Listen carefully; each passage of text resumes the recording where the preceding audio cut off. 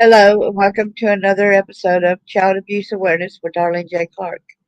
Be a part of the solution instead of part of the problem. Good afternoon, Eric. Good to see you. Please hit the thumbs up button. Appreciate it. Let me get this copyright disclaimer under Section 107 of the Copyright Act of 1976. Allowance is made for fair use for purposes such as criticism, comment, and news reporting, scholarship, and research. Fair use is a use permitted by copyright statute that might otherwise be infringing. Nonprofit, educational, or personal use tips the balance in favor of fair use.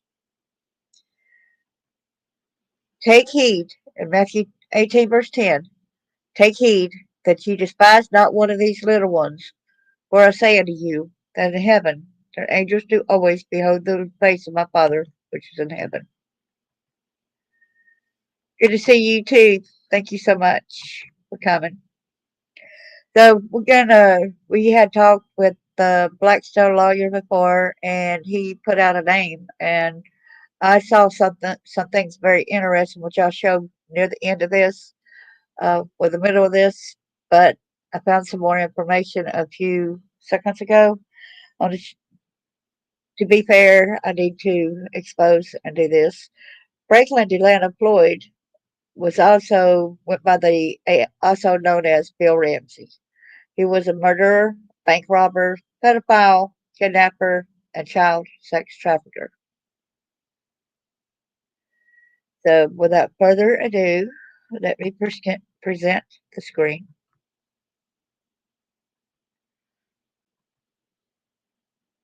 Thanks to the people who were wanting me to do a live. Okay, so this right here is the newest thing that I found. So it says Franklin Delano Floyd, plaintiff appellant versus the United States of America, defendant appellee in First Circuit, 1970. So this was in Macon, Georgia. I want to go on down where it said, so they were trying to figure out whether he was sane enough to stand trial since he escaped out of a mental institution. The district court's findings were made after a full hearing at which Floyd was well represented by appointed counsel, unlike the earlier consideration leading to a reversal. The court acted on testimony and depositions, not merely on hospital and medical reports and records, although such reports were used. The majority of the testimony came from the physician, Dr. Craig, who was treating Floyd shortly before his escape from the mental hospital. His testimony was that Floyd was suffering from chronic, undifferentiated schizophrenia. Dr. Craig said Floyd had an intellectual understanding and appreciation of the events, but that he may have had a compulsion for punishment. He was unable to say whether Floyd was actually operating under compulsion, but believed this to be the most likely explanation for apparently irrational behavior. Thus, his testimony, the strongest for appellant, does not require the conclusion that appellant was incompetent. Moreover, the physician Dr. Bruchek, who examined Floyd pursuant to the 18 U.S.C.A. 1444 proceeding, indicated through reports that he did not believe Floyd was schizophrenic, but believed he was suffering from a less severe personality disorder. Dr. Bruchek did not believe there were indications of a compulsive desire for punishment that impaired Floyd's ability to understand what was going on and to make a choice whether to plead guilty. For such evidence, it was the district court to find the facts, and such findings cannot be disturbed here, affirmed. He had a troubling life. So it said, Movement's life has been tragic and excites much sympathy. I don't care what kind of childhood you have, you need to make yourself better. Maybe your bad childhood you could turn it around to help others instead of harm others, especially when you got it bad like that. His father, an alcoholic, died from moving from him. Was He was 1 years old. The mother, who had been abused by the father, took an immoral life. So Floyd and several of his four other brothers and sisters were placed in Georgia Baptist Children's Home at Hateville, Georgia. Thence he escaped at the age of 14 or 15 after receiving a whipping, which he says he deserved.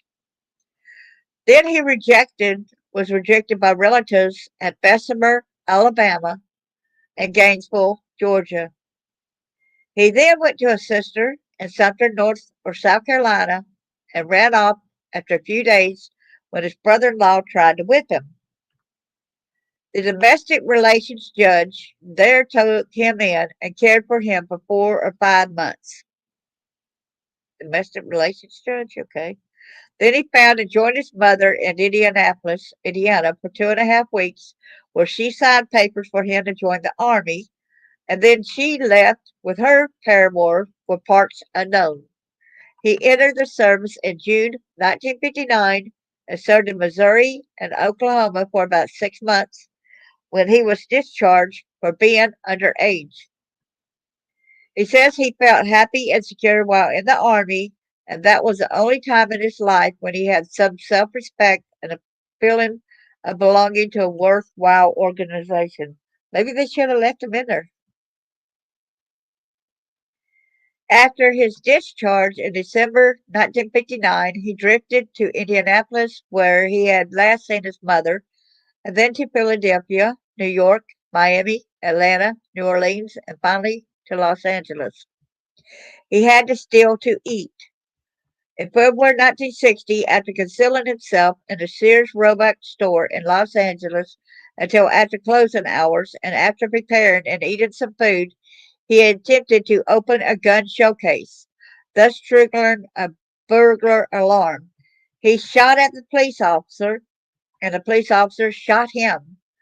He was committed to the youth institution at Preston, California from June 21st, 1960 until August 1961 when he was released on parole. On November the 1st, 1961, he violated his parole by leaving the state without permission and going on a camping venture to Canada or possibly Alaska with another youth, James Marvin, who apparently had come into ample funds.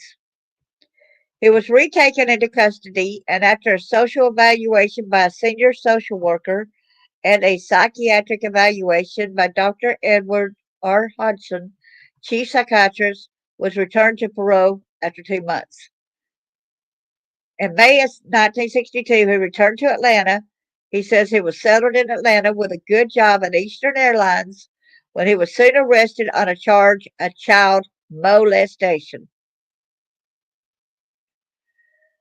Represented by a prominent attorney who was apparently appointed to the case, he was convicted by a jury and sentenced to serve 10 to 20 years in Reidsville State Prison.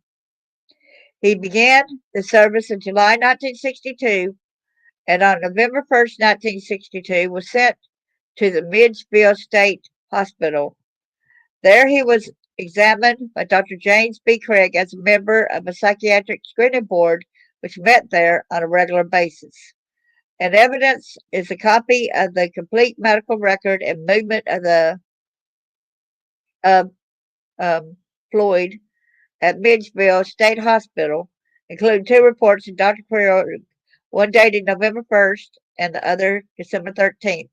While still a patient at this hospital, and while being escorted to an eye doctor, he escaped on March 14th, 1963, stole a car in Milledgeville, drove to Macon, bought a pellet pistol on March 15, 63, robbed the citizens of Southern Bank of $6,810.28, arrested the same day.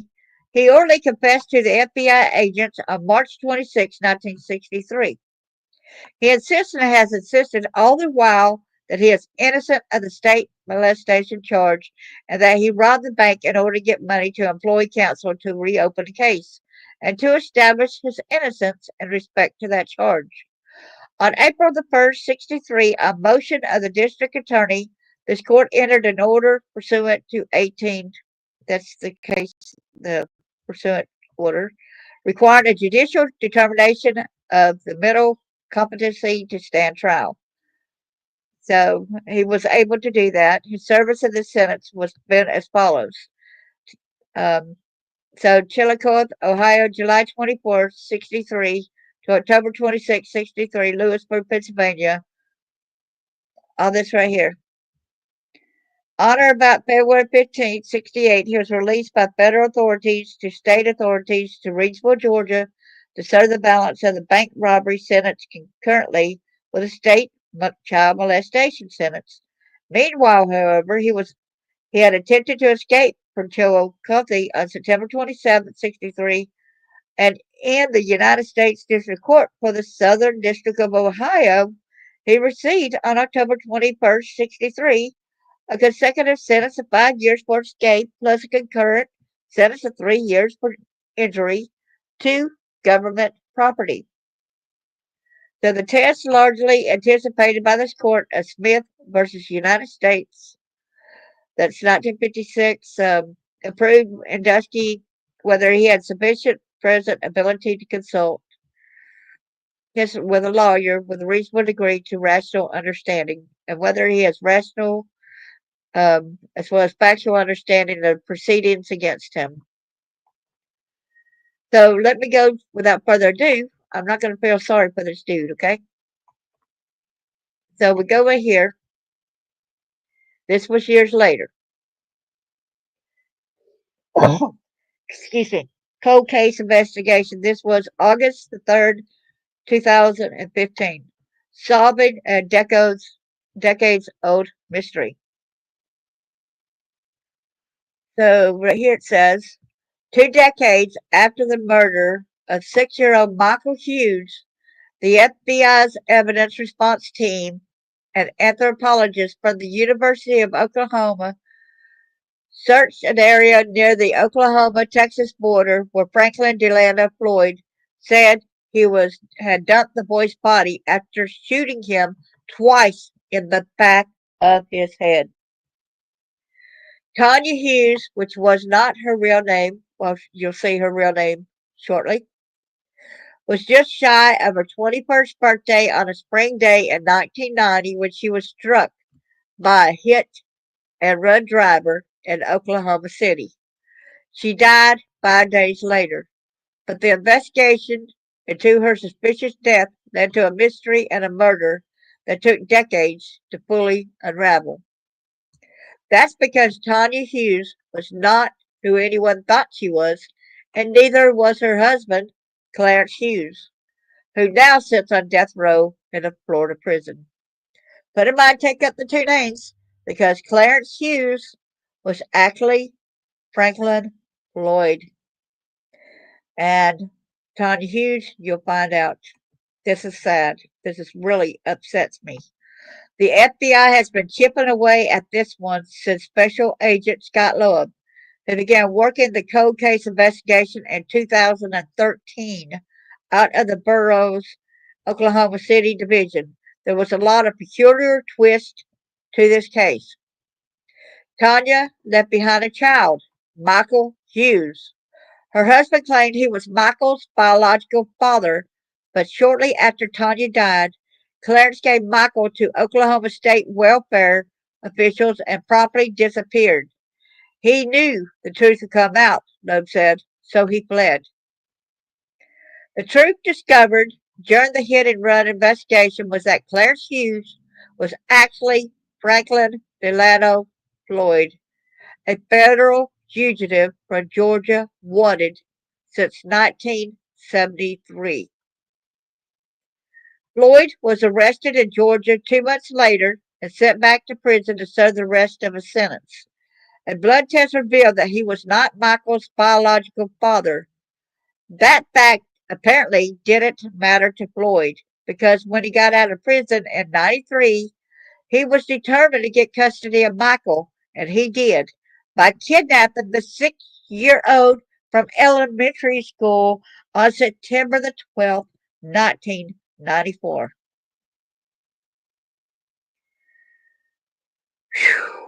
When authorities caught up with him in Kentucky 2 months later, Michael was nowhere to be found, and Floyd would not say what happened to the boy.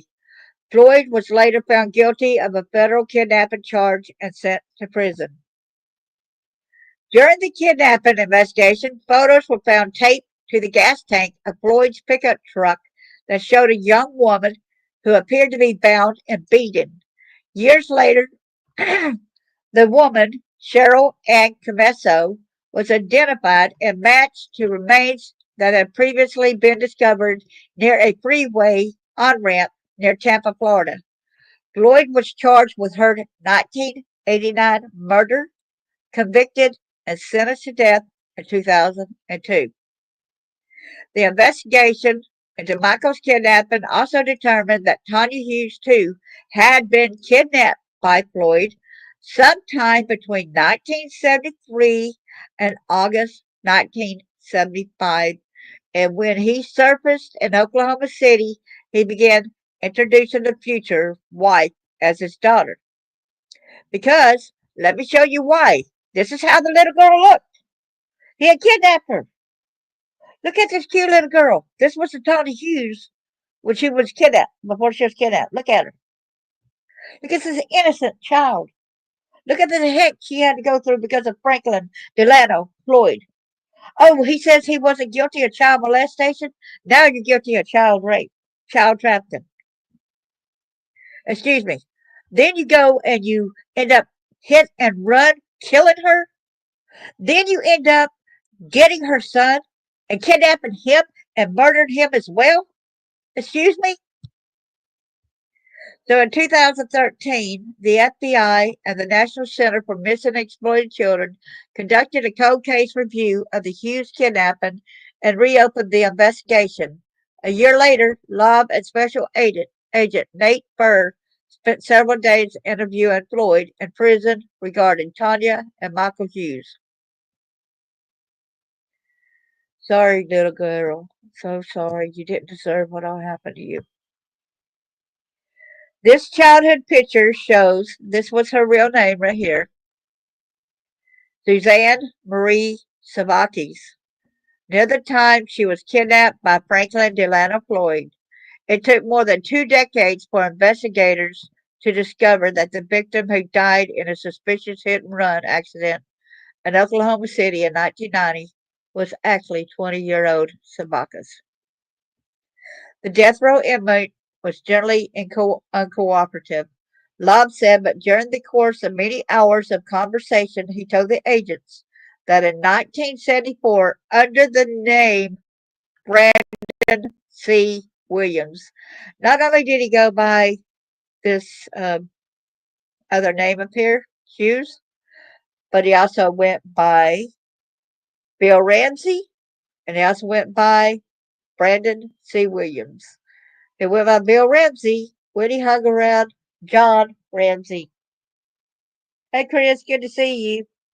Thanks for coming in.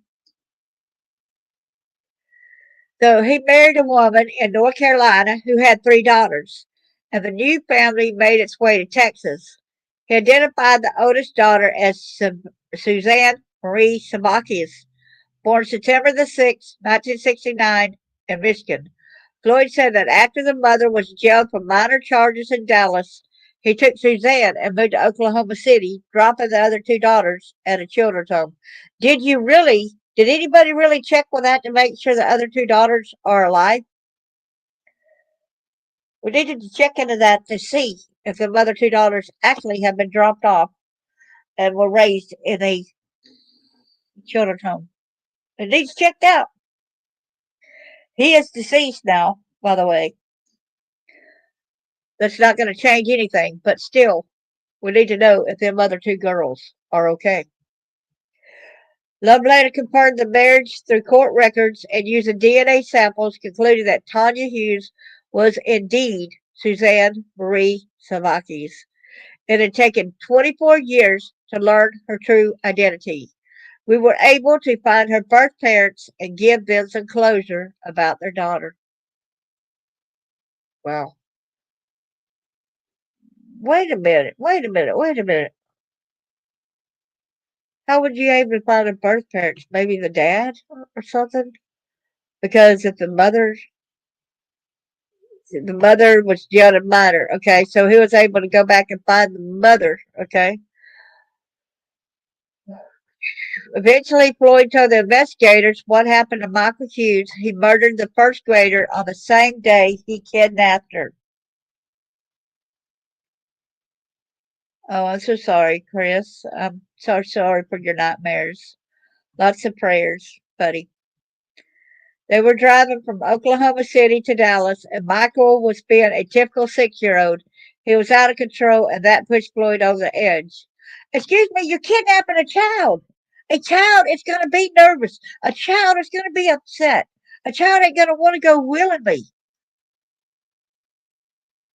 Wow. Floyd felt the pressure and he just ran out of patience. Lob vividly remembers the moment Floyd confessed. He turned to look at me and said, I shot him twice in the back of the head to make it real quick. You were going to kill him anyway. That's your forte. That's what you do. You did that to that other girl earlier that you had taped that picture. Then guess what? You did it by hit and run to this guy's mother, and you intentionally kidnapped him when you had no rights to this little boy. Why did Floyd finally confess? I think he ran out of excuses, Loud said, adding that Floyd was now 72 then and has serious health issues. With no date set for this execution, Loud believed it is likely Floyd would die natural causes on death row. On the day of Michael's murder, someone called the police and hold on, hold on. Hello, I'm in the line now, so you can listen as I'm talking, and then when you got to add something, okay? Okay. This is Charles Rogers on the phone, y'all, Blackstone lawyer. So on the day of Michael's murder, someone called the police and described a suspicious man with a young boy at an Oklahoma interstate rest area near the Texas border that fit with Floyd's story. He told law he had buried the boy near the last interstate exit leaving Oklahoma. With the help of the FBI's evidence response team and anthropologists from the University of Oklahoma, Law narrowed down a search area. After 20 years, nothing would likely remain of Michael's body. Even his bones would have been eaten by feral animals, but investigators thought they might find the two shell casings or possibly metal eyelets from Michael's sneakers. After 2 days of sifting dirt in a 2,000 square foot area, though, no evidence was found. In the end, Floyd's confession put to rest a 20-year-old murder case and revealed the true identity of Tanya Hughes, whose suspicious death remains unsolved. That's the one thing Floyd won't talk about, Lobb said. The veteran investigator with more than 2 decades of experience hopes to interview Floyd again. Maybe more mysteries will be unraveled. No, there's no dealing with interviewing him now because now he is deceased. Okay, without further ado, here's the Susie. Here's her picture right here. Suzanne Marie Savaka, September 9th, 1969, April 30th, 1990. This is a Netflix movie that they have out there. She was a young woman who was kidnapped at 4 by her mother's third husband, Franklin Floyd. He also took her two sisters and her month-old baby brother, Philip Brandenburg. They said the sisters were left at a children's home, and Philip was located alive after a DNA test confirmed his identity in 2020. Floyd later raised her and eventually married her. Suzanne's son, Michael Hughes, remains missing since '94, which we already know he's deceased. Floyd was also convicted of the murder of Cheryl Camesso. He died awaiting execution in January 2023 at the age of 79. Savakis was known by various aliases throughout her life, including Tanya Hughes, Sharon Marshall, Tanya Tadlock, and Suzanne Davis. She was missing from Dallas, Texas, and discovered in 1990 in Oklahoma City. She was identified in 2014. Vehicle accident where it was a hit and run. So Suzanne's mother attempted to file a missing persons report, was denied due to the fact that Brandon Williams, an alias used by Floyd, had rights to take the children as their stepfather. Can you believe that, Charles? Oh, that surprises me when it comes to defects and Frank Floyd. Nothing. The police and everything was letting him go ahead and say he took my children. Oh, but that's the stepfather. He's got a right to go ahead and take all them kids. Of what is it? Four of them now? Because I it's don't two. know. Yeah, it was two other sisters and then a brother. Yeah, I don't know very much about Floyd's background. I've been wanting to do a little bit more research on him. I know when I I just was found a lot. I just found a lot in the info. uh, Yeah. So about the case where he was a burglar and different stuff, but you'll have to go back to that so you'll see what I'm talking about. I think it's in that file that I gave you, that I emailed you. okay. Yeah, yeah, it is stupid cops, ain't it, y'all? So Suzanne moved throughout multiple places around the United States of Floyd, including Georgia, Arizona, and Oklahoma. She attended three different high schools in her life from Arizona to Georgia. Suzanne was accepted into the Georgia Institute of Technology with a full scholarship to study engineering. After becoming pregnant for a third and final time, it was decided by Floyd that she would no longer pursue post secondary education. Her daughter will later be adopted out. Floyd and Suzanne got married in 1989, and their wedding took place in New Orleans, Louisiana. Did you know that? No, man. They both used fake names, Tanya Dawn Tadlock and Clarence Marcus Hughes.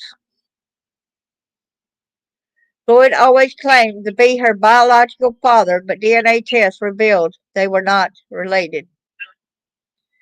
So in April 1990, Suzanne's co-worker from a strip club told her she should leave Floyd to avoid her death and run off with her child. But see, you got to understand, we cannot blame her for the line of work she's going through.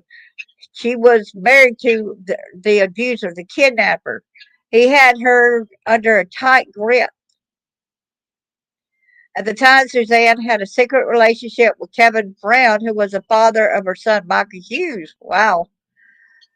The two eventually ran away with Michael. Later that month, three people found Suzanne's body lying on the side of the highway outside of Oklahoma City. There was a large hematoma at the base of her skull. Groceries were scattered around her, which led authorities to believe she was grocery shopping and then pushed when she was attempting to get to the Motel 6. The authorities investigated, only surmised that was a hit and run, but it's never confirmed. Floyd is a prime suspect in the death of Suzanne. Suzanne was positively identified in 2014 through DNA analysis. Kevin Brown stated he would take custody of Michael if he was found alive. Currently, it's believed we know that he is believed and was murdered by Frank Floyd. They can't find his body. So here are pictures of the little girl. There's Suzanne. She was growing up. The pictures here. She was a beautiful young lady, and she did not deserve what all happened to her. So there's the book A Beautiful Child is a true story of hope, horror, and enduring human spirit. Was published in 2004, documenting the then solved crime. Finding Sharon, published in 2018, served as a sequel. Unsolved Mysteries aired a segment of Floyd, Sabakis, and Hughes in 1995, less than 2 years later. The suspect was formally charged of murdering Sharon Cabesso. Cold case files detail the case during the initial run.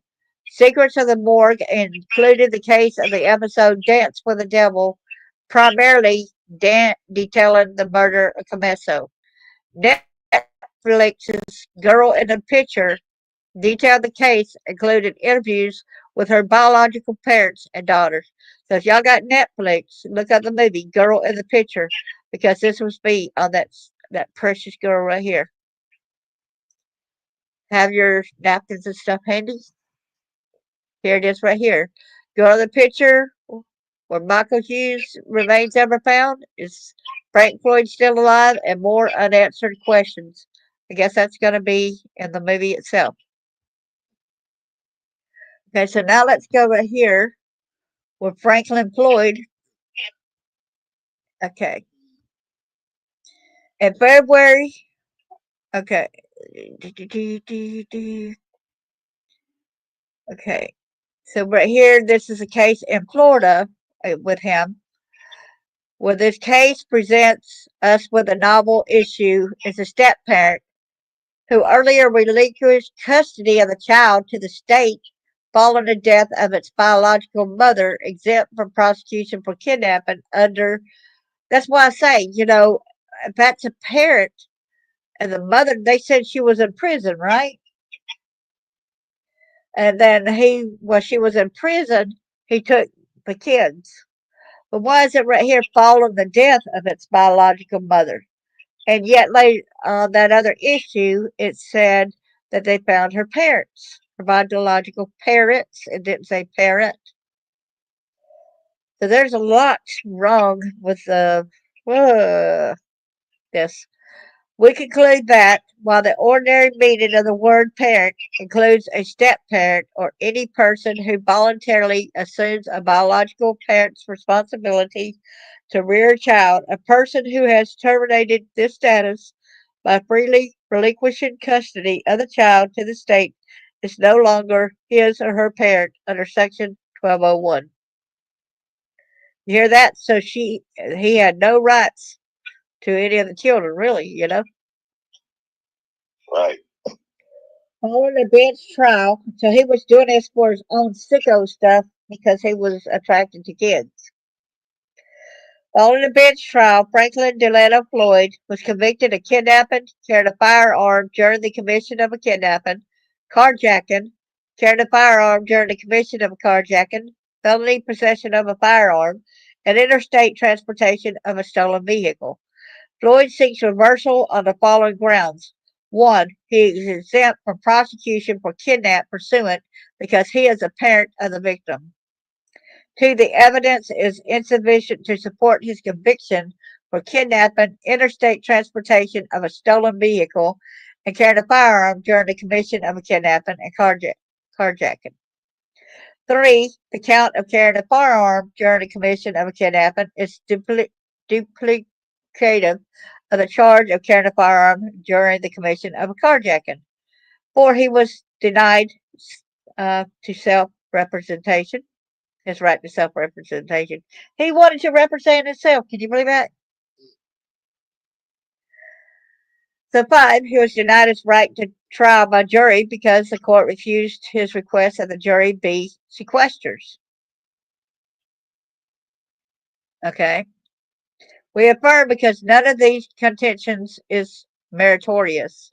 We have jurisdiction over this timely appeal pursuant. After setting forth the pertinent facts, we will address the merits of each of Floyd's contention under separate headings. Um, so we see right here, shortly after he became a fugitive, Floyd developed a relationship with Linda Williams. When they met, yeah, you might have to look up Linda Williams too, okay? Okay. Because that's who Sharon, that's her daughter, Sharon.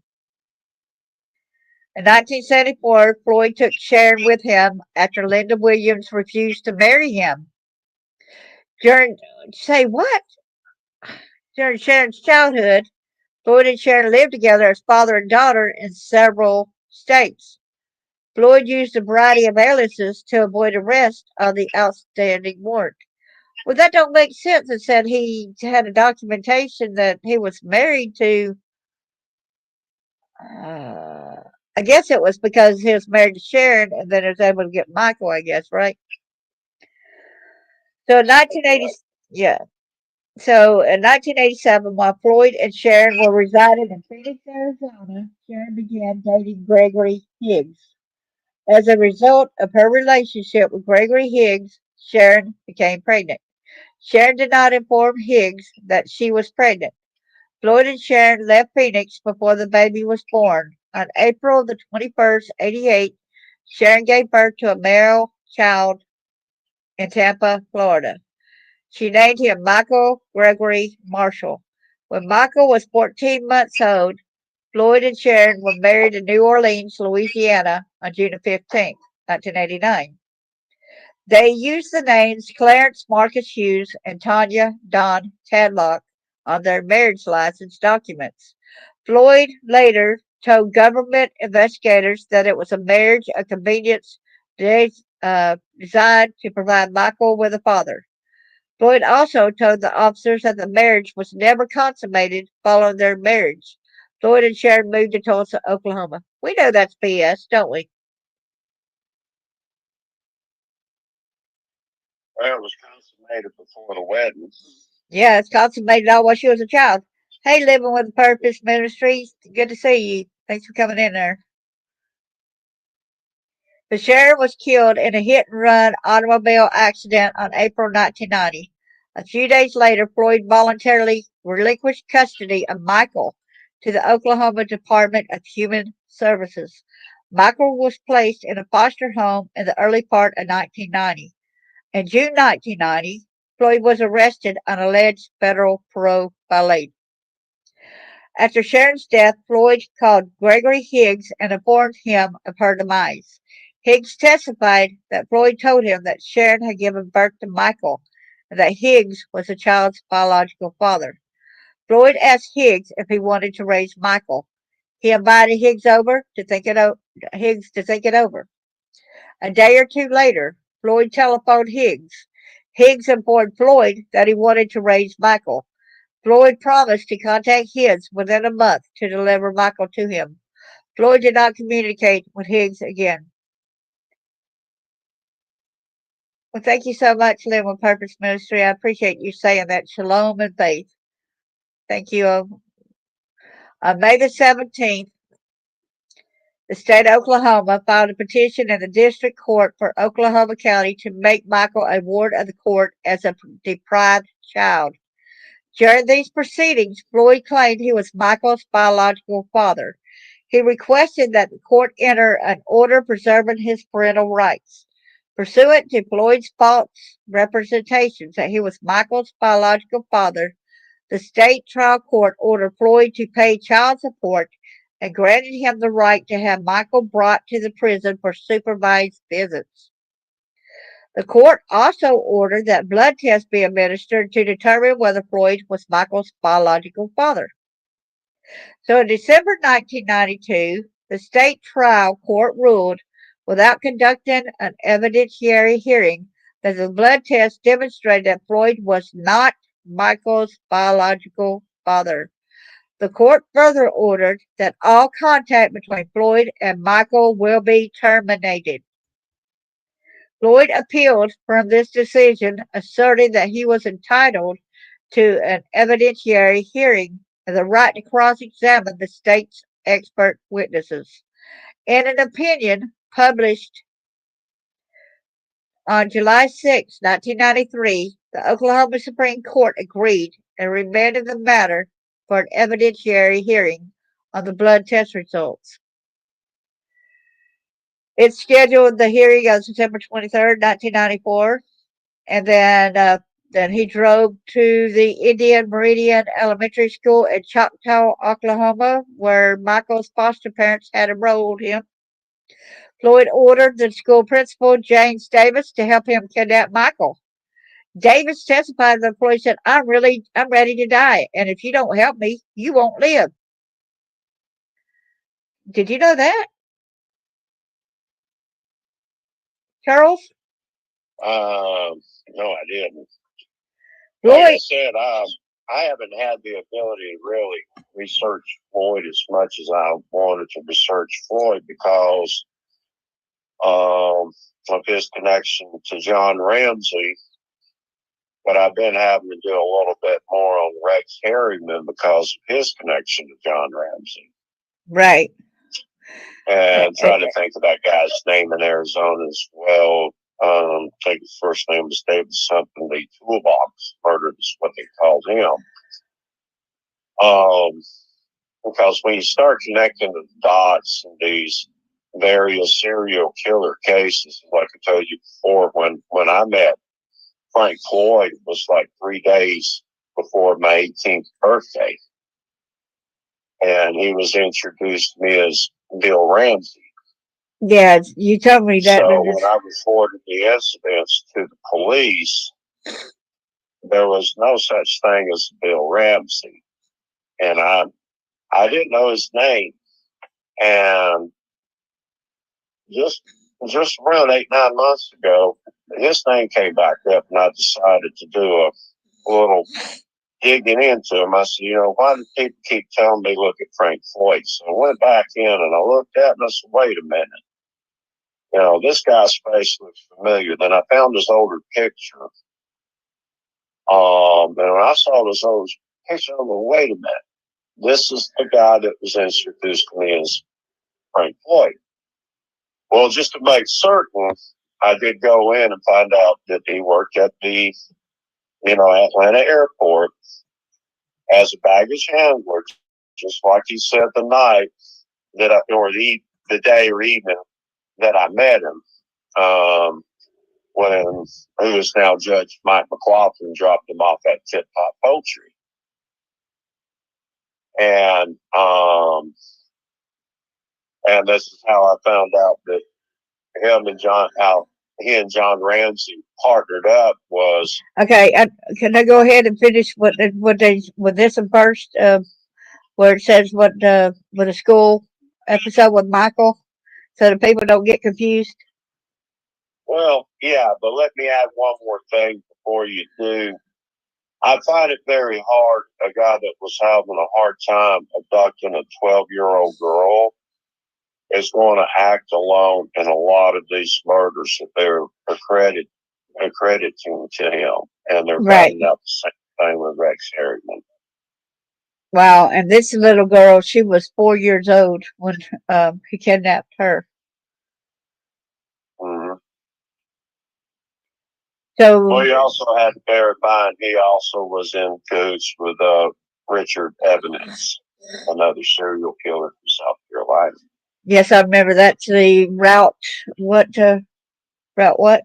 No, there's the Route 29 stalkers, but there was more than one as usual. Yes. And I wouldn't put it past Floyd and Harriman not to be involved with my brother Fred and of course Roger Vance in those killings as well, because I had heard they had them.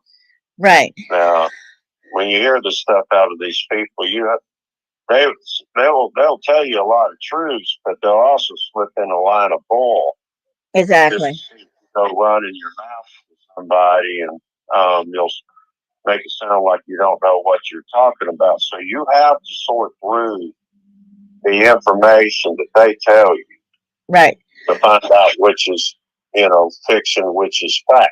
Okay, let me go ahead to this right quick, and then we'll get back to a further discussion on all this. When this is done.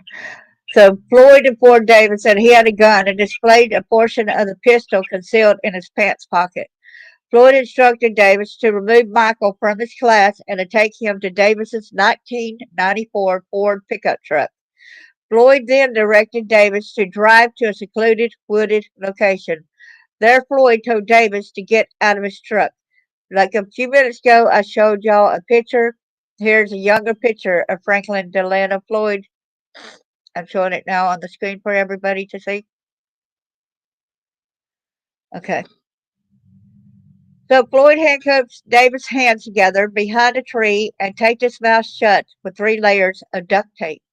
Davis testified that while he was being handcuffed, Floyd completely removed the pistol from his pocket and that he had 15 to 20 seconds to observe it at close range. After asking Davis for instruction on how to start the truck, which Davis demonstrated through nonverbal communications, Floyd left the scene. Because Davis was handcuffed facing away from the truck and Floyd had removed Davis's hearing aid, Davis did not actually see or hear Floyd drive off in the truck. Davis was rescued 4.5 hours later. On September the 23rd, 1994, the state trial court held an evidentiary hearing as mandated by the Oklahoma Supreme Court. Floyd's counsel attended the hearing. After hearing the evidence, the state trial court found that Floyd was not Michael's biological father. On November the 10th, 1994, Floyd was arrested and taken into custody by FBI agents in Louisville, Kentucky. Michael was not with him. Michael has not been located to this date. After his arrest, Floyd offered to reveal Michael's whereabouts in exchange for a written agreement trial that he not be prosecuted. On January the 18th, 1995, the grand jury indicted Floyd for the kidnapping of Michael in violation of the certain code here and the carrying of a firearm during the kidnapping in violation, the carjacking of Davis's truck in violation, um, a second violation of carrying a firearm during the carjacking, the felony possession of firearm in violation, the interstate transportation of a stolen vehicle in violation, and the taking of a hostage in a violation of code. Well, and yet he was just claiming that the fact about him t- robbing with having a gun when he was still in the vehicle, carjacking. Wow. So prior to that, the district court granted Floyd's motion to dismiss the hostage charge. Really? Floyd also filed a pretrial request styled as motion to proceed in propria persona, in which he sought to represent himself at trial.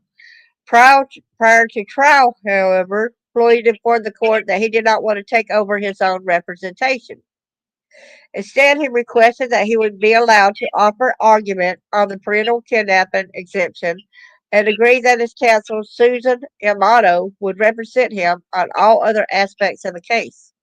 The district court granted Floyd's request and in a subsequent hearing set the ground rules for Floyd's participation in examining witnesses. Floyd also made a pre-trial motion to sequester the jury. The court denied this motion. You want to tell everybody what sequestered means, right? Yeah, it's sequestered is whenever they're separated to and they'll do witnesses where they can't be influenced in their decisions. Jury and witness can't sit outside the courtroom and communicate with each other before giving testimony. But it's like with horses, you put the horses in a different stall in stables to sequester them away from each other. right. So Floyd also made a pretrial motion to sequester the jury. Court denied this motion. Floyd then signed a waiver of his right to a jury trial. Sorry. Sorry. I'm sorry, my allergies are really acting up. Please forgive me. Floyd then signed a waiver of his right to a jury trial. At the conclusion of the bench trial, the district court convicted Floyd on the early of each of the remaining 6 counts and sentenced him to serve 627 months in prison. Discussion of surrogate parenthood. Floyd first challenges his conviction of kidnapping and violation at the time of kidnapping provided in relevant part. Whoever unlawfully seizes, confines, decoys, kidnaps, abducts, or carries away, or holds for ransom or reward, or otherwise any person, except in the case of a minor, by the parent thereof, when the person is willfully transported in interstate for foreign commerce, shall be punished by imprisonment for any term of year or for life. That kid, I think, knew how dangerous that he was. Mhm. During pretrial proceedings and at trial, Floyd argued that he was exempt from the application of Section 1201 because he is Michael's parent. Plus, he was in the vehicle when he saw him having a gun at this worker at school, right? Mhm. So of Well, course you'll sit there. of course, the kid's gonna panic. Yeah, you'll sit there and wonder why these people keep getting away and away and away. And you go in and you look at their cases, and a lot of time judges will go in there and deliberately mishandle the case where they can turn around and beat the conviction on an appeal. Yeah, And earlier, you have to wiggle their way back out of the system, right back into society.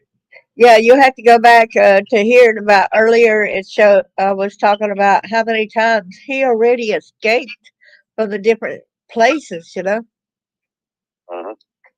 So he was a wanted fugitive probably at the time that you met him. Yes, like I said, I got with the horses' mouths. The two of them, John Ramsey and going by Bill Ramsey. Of course, they didn't claim to be brothers.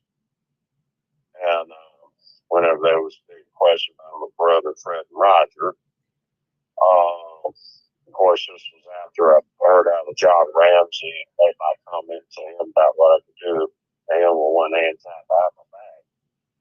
But the reason why John Ramsey is always hated by us from the moment he met me. Um, but the it's like even Cobb County didn't want to do anything with him when he was in Cobb County. They never wanted to do anything to these people because they were all tied in with because of Robert and of course the Bentleys. And of course later that night, I was being chased by them across the Bentley Farm, Blackjack Mountain. And definitely wound up stopping my attendance as a member of the Eastwood Baptist Church that night, for sure, due to my pastor. And these are the kind of people that people like Sheriff Bill Hudson, who is now Assistant Magistrate Michael McLaughlin, former Dean Magistrate Court of Cotton County, Fred Devlin Jr.,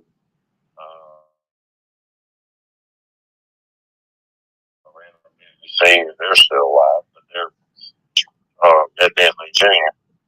Their dads were, first cousins. Right. You hear the rock and roll group Red Rider sang the song "The Lunatic Friends." There's a lot of meaning in that song when you listen to it. Who they're singing about is pretty much the secret society everybody calls Red Iron Right. Society. So when we go back to this right here too, it said, when the court also ruled that the term of parent can also be a single step parent. But the thing about it is, when he gave up Michael back to the state, he relinquished all rights as a stepfather when he turned over custody over there.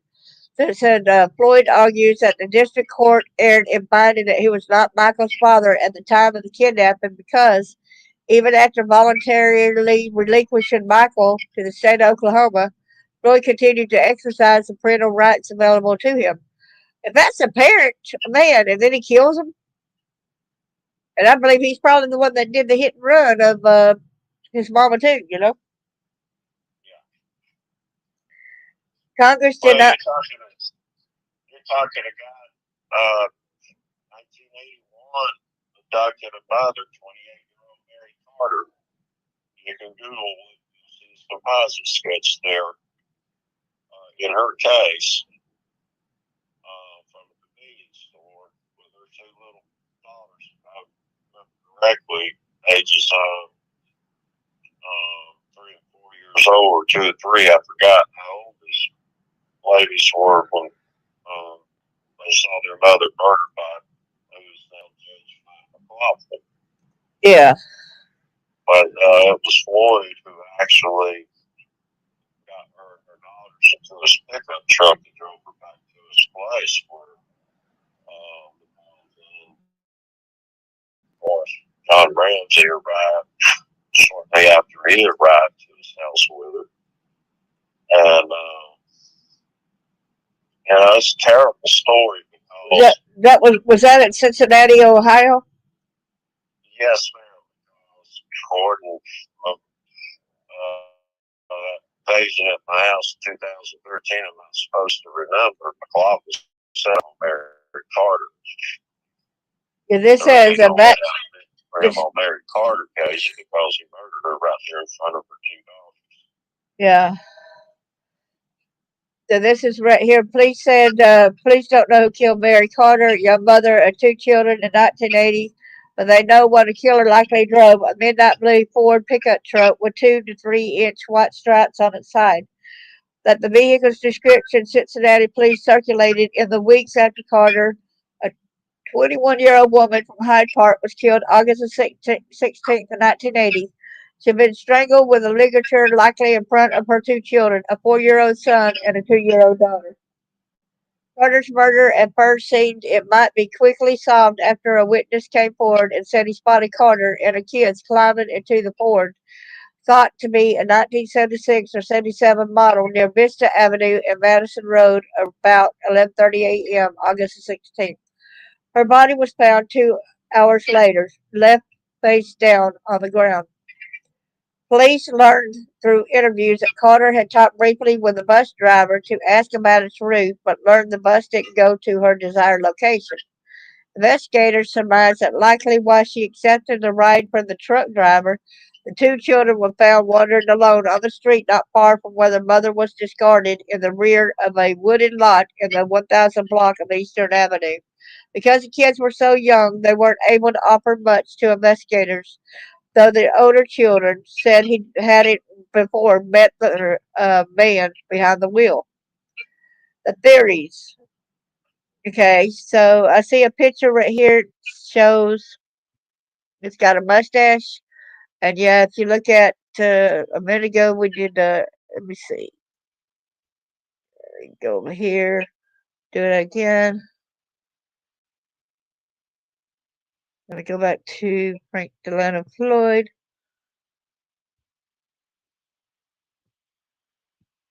There. Y'all see it? There's a composite sketch. There's a composite sketch there.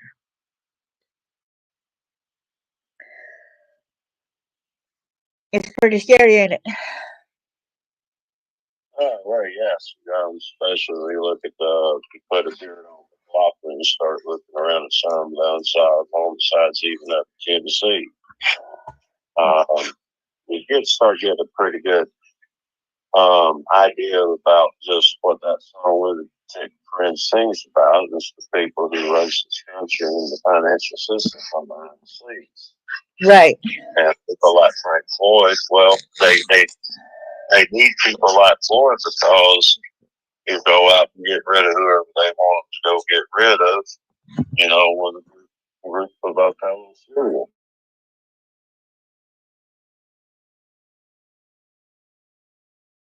You know, serial killers act together, but they couldn't shoot it in the gun because he was out of town when one of his victims wound up murdered.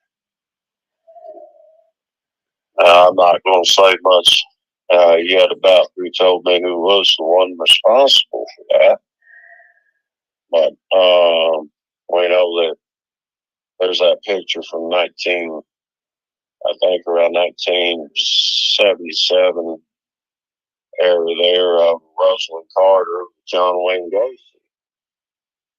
and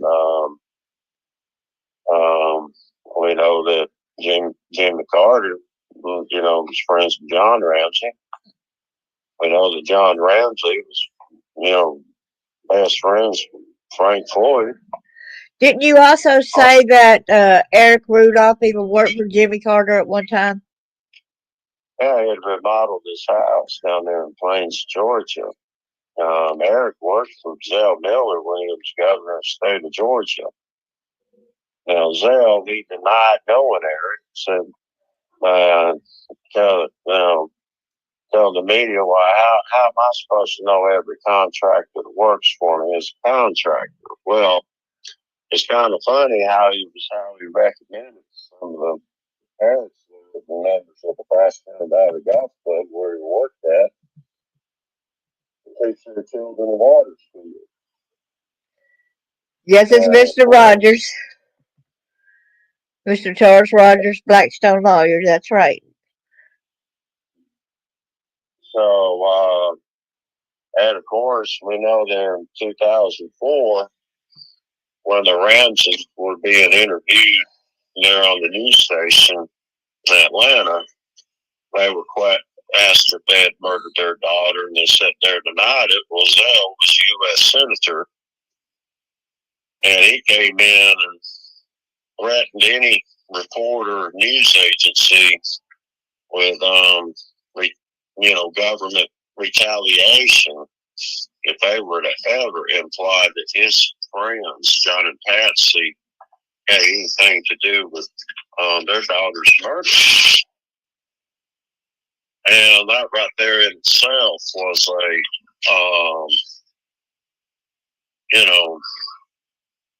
violation of his duty as a U.S. Senator. He didn't have the right to regulate anything that the press or the media can do to, freedom of the press. Right. We remember whenever they were threatened by Zell.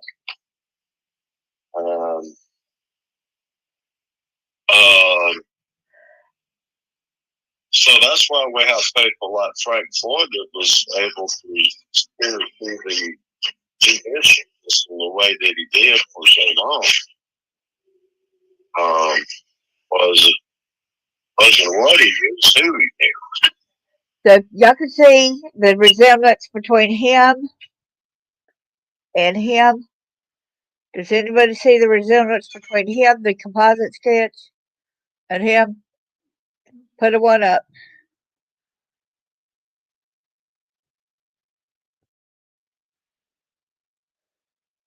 Uh-oh. You see, he does got that kind of curl, like how the hair would be. And he had to be probably,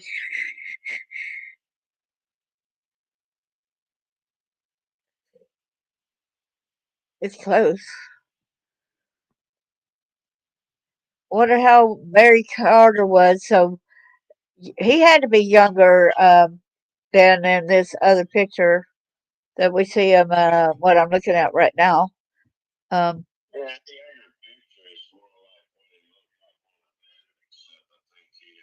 kind of lightened his hair to a more lighter brown. Uh-huh. What was in the picture, it appears to have dark brown hair. And, you'll find that with people. Fred, he never dyed his hair, but he would wear different hats and stuff and try to change his appearance. It's kind of weird because the mouth does look pretty much a lot, and the hair look at the hair look at the side over there. It's about the same. Mm-hmm. Well, if there's any DNA in that, whether those ladies remembers his face or not, police should be able to go in once you get DNA on him, get it matched up. But that'd be pretty much police of his 40s and conviction on that for the other crimes that he's really, guilty of committing. He's already pushing our base. He's already had the case all night. So Yeah, and we know that the person, probably didn't get a straight up face on face close up, and it had to probably be a little bit at a distance. You know what I'm saying? So I think Yeah, they did a pretty they're good composite. trying. I mean, if it was, because it does got a remarkable resemblance. Yeah, they're I still can trying to see it, put that stuff over there at Deadly Farm too. I mean, um, there's there's some eyes on Barnes Mill Road now. I think we really got them shaken now. They know what's up. I can imagine the kind of heck that he had lived with his daddy before he died, and that he saw abuse, but still the thing about it is, I think it said that he was 1 year old when his daddy died. That was an alcoholic. Well, thank you, Eric. Mm-hmm. Yeah, Eric said he sees the similarities between the two pictures too. Well, if I remember correctly, um, I had um, if I remember correctly, I had seen Frank Floyd before I was actually introduced to him that night, Right? and he had a 19 mid 1950s um, uh, Ford pickup. He had modified in some type of camper he was living out of. Oh wow. But met him. Was it kind of like a I was light blue? actually introduced to him. I was introduced to him when I was actually met him with John Ramsey as Bill Ramsey. Was it kind of like a light blue color?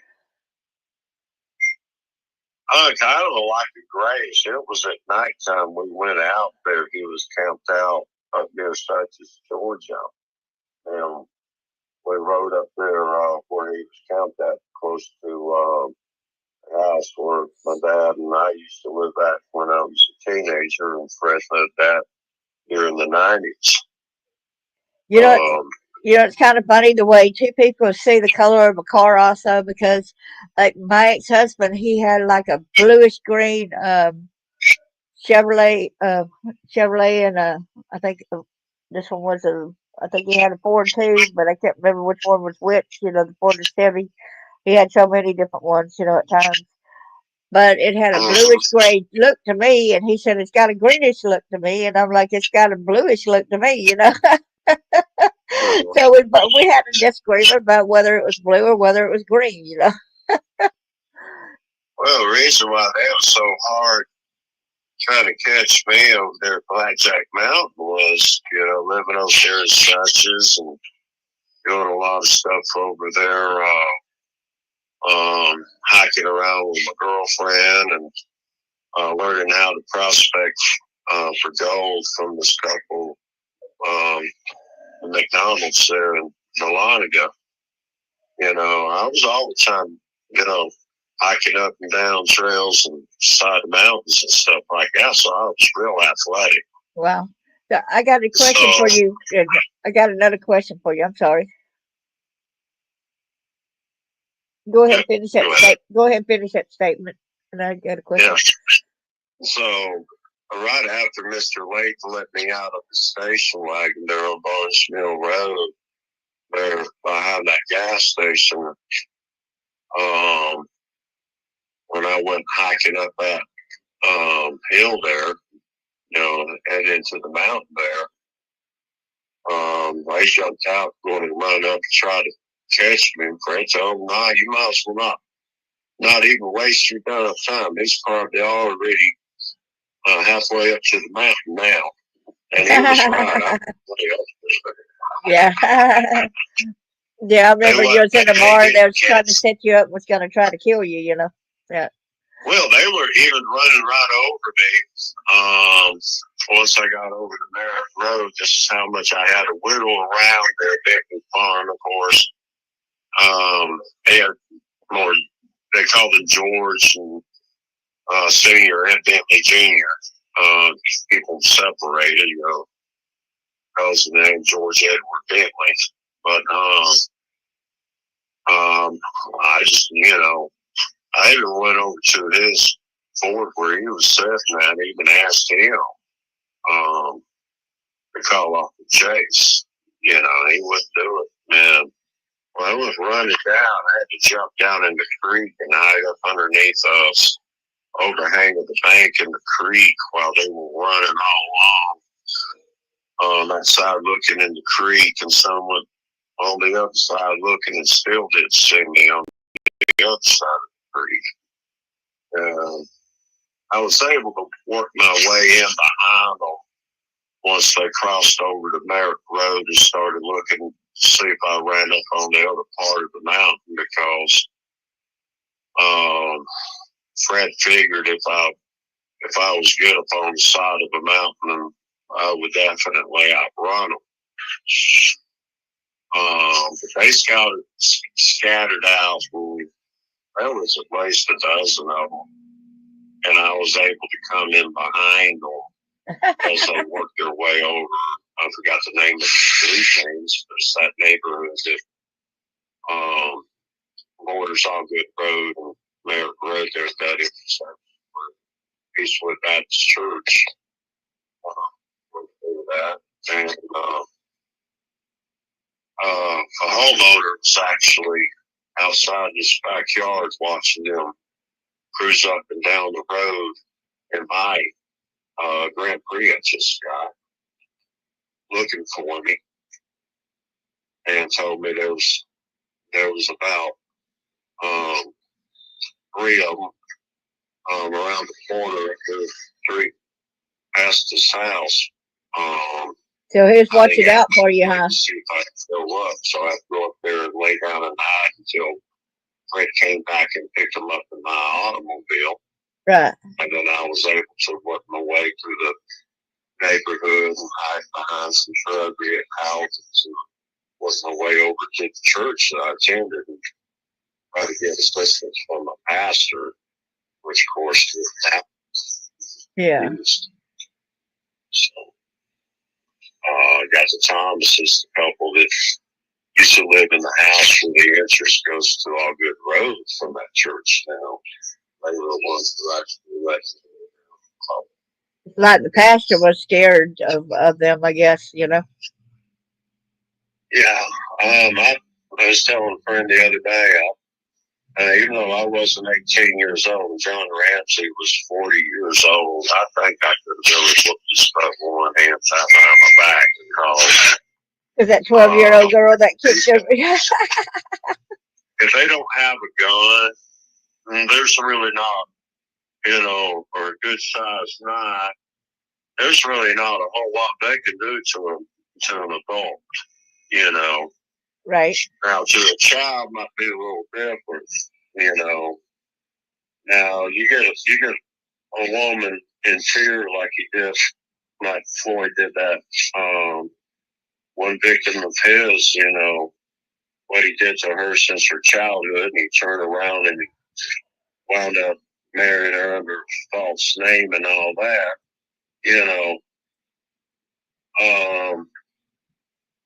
he wouldn't have been able to do that with a teenager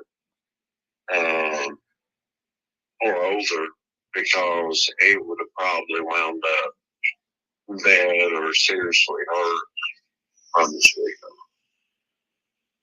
at some point. So he had to mold her into that umbrella of fear of his, these people that are severe. We call them evil. They got their term narcissistic personality disorder. But these people that are complete status and have to have control over someone. Like I said, he couldn't do it with a teenager, because eventually she'd have turned on him and probably would have wound up killing him. So he had to start on her when she was a little girl. Yeah. So you got one thing. You said something about the alphabet murders earlier. Yeah. Was that in Rochester, New York, or what? Yeah, I was Rochester. Gordon, both of them over there just out poetry after Mike McLaughlin left. They left Floyd there with Ramsey, my brother, Fred, and we talked a little while waiting on Mr. Layton to come back to Layton Graphics where we all would want to leave and go out, which was to this bar. And I wasn't supposed to get in the bar because I wasn't even 18 years old yet. But I did the no-no. I asked Mr. Layton if he had known that Mr. Ramsey was involved in the Atlanta child murders. And, of course, he broke his promise of confidence and mentioned it to Ramsey when I was being told I couldn't leave that bar. I just went out and finally to the dance area where everybody was dancing to the music DJ was playing. And this was there at the Powers Ferry interchange right there at 285. And it's a wonder I was able to make it as far as I did before they realized that I had left that bar. I had already made it to Powers Ferry Road, just about it to the gas station, before Mr. Layton pulled up in the station wagon.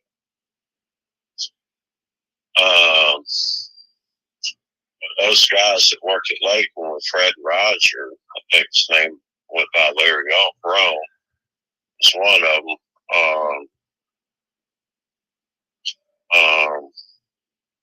Also one of the Jacoby brothers. Might be wrong. But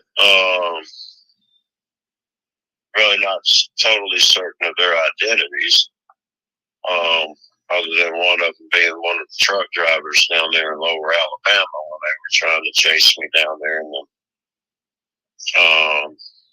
95 and 96 trying to kill me. And Judge McLaughlin crashed his big Centurion in on Grady Ross's brick mailbox there in Evergreen, Alabama there.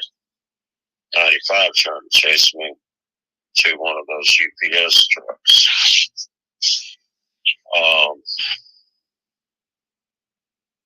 There was a lot of car chases down there. But these,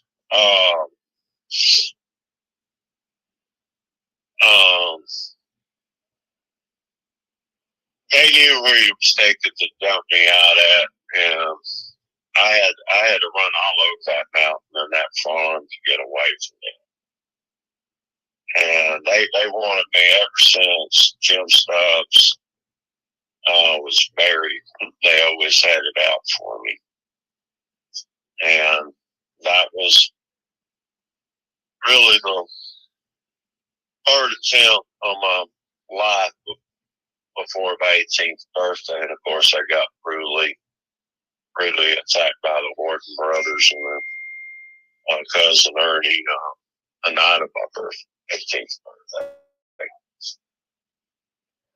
And, did you know that they got a DNA sample made on mass Rochester alphabet killer?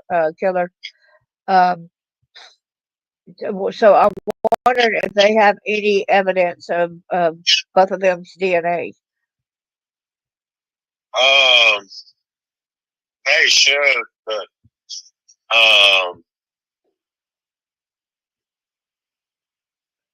if they don't,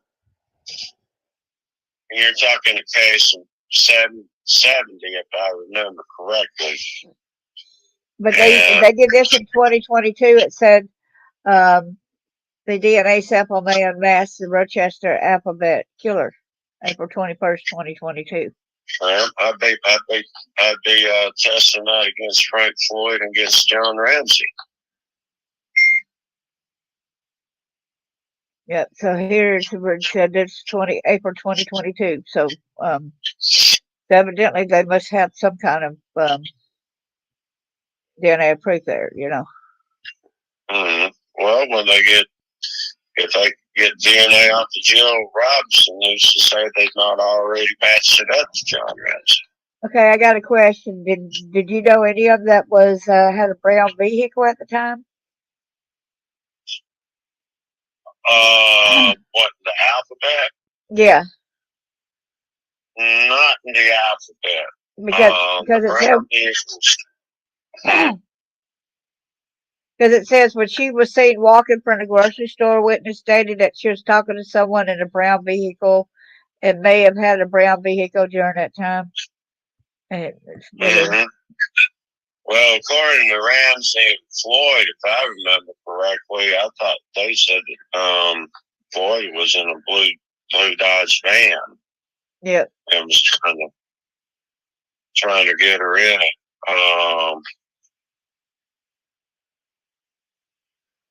Something kind of rings a bell with a brown vehicle, but I can't say yet. If it was the brown vehicle, then it would have been the vehicle that Ramsey was driving. But it wasn't. From what I got out of Ramsey and Floyd, was Ramsey was in Rochester on some sales convention or something at this motel. And after all the meetings all were over, he decided he wanted to go out and find him either a date or a victim. Okay, you want to see the? Can you look at the TV screen? Can you look at the YouTube screen? I don't know if you can see it.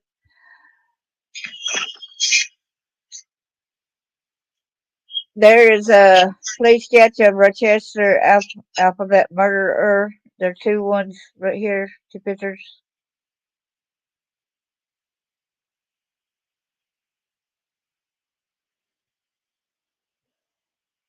Well, no, I'll have to get in there.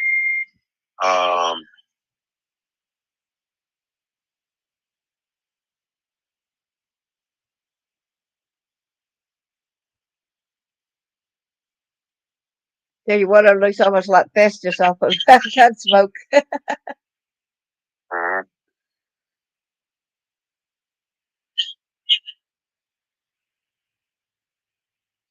Yeah, kinda. And here's the second one down here.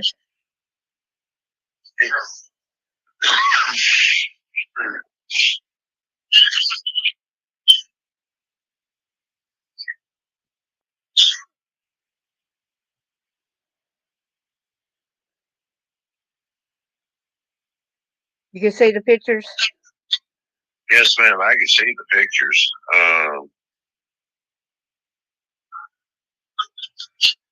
Mhm. I just they don't ring a bell to me.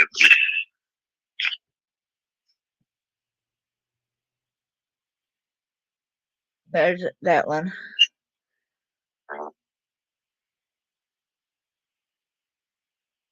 And this is from the alphabet. Yeah. Yeah. That's a police sketch.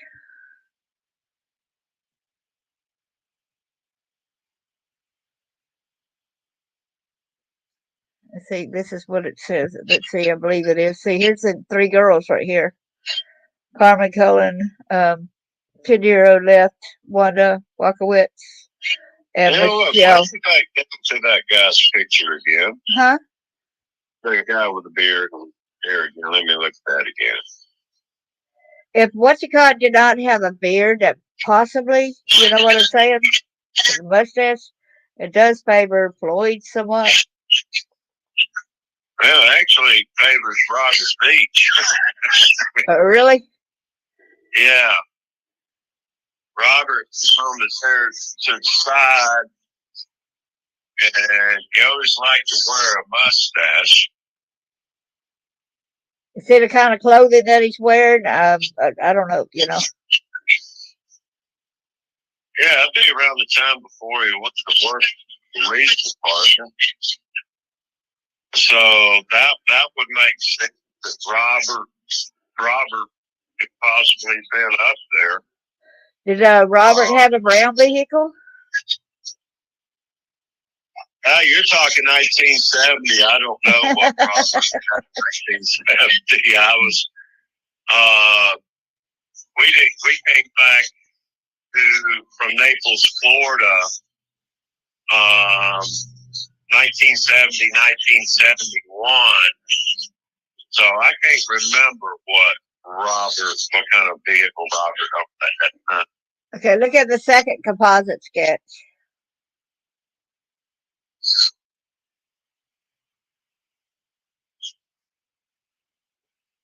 Mm-hmm. Me, it ain't looking as realistic, but it looks almost like that eye is rolled up. You know, the right eye. Uh-huh. See how the eye? It's kind of weird. Like you got a lazy eye or something. Because the right eye is looking upward more than the other eye, you know? Yeah, that kind of, I have seen a face similar to that. I just can't quite place it yet. Uh-huh. But really, the other picture with that could be Robert Sue right there. Without his mustache. But, you can pull up Judge James Bodyford. I mean, he's dead now. Robert kind of looks similar to what James Bodyford kind of looked at in a way. Okay, let's see. And, his big, thick mustache and, dark brown hair. Okay, give me the name of the guy again. James who? James C. Bodyford used to be spell Bodyford. Prosecutor. He was a dirty judge in Cobb County. How do you spell Bodyford? Bodiford.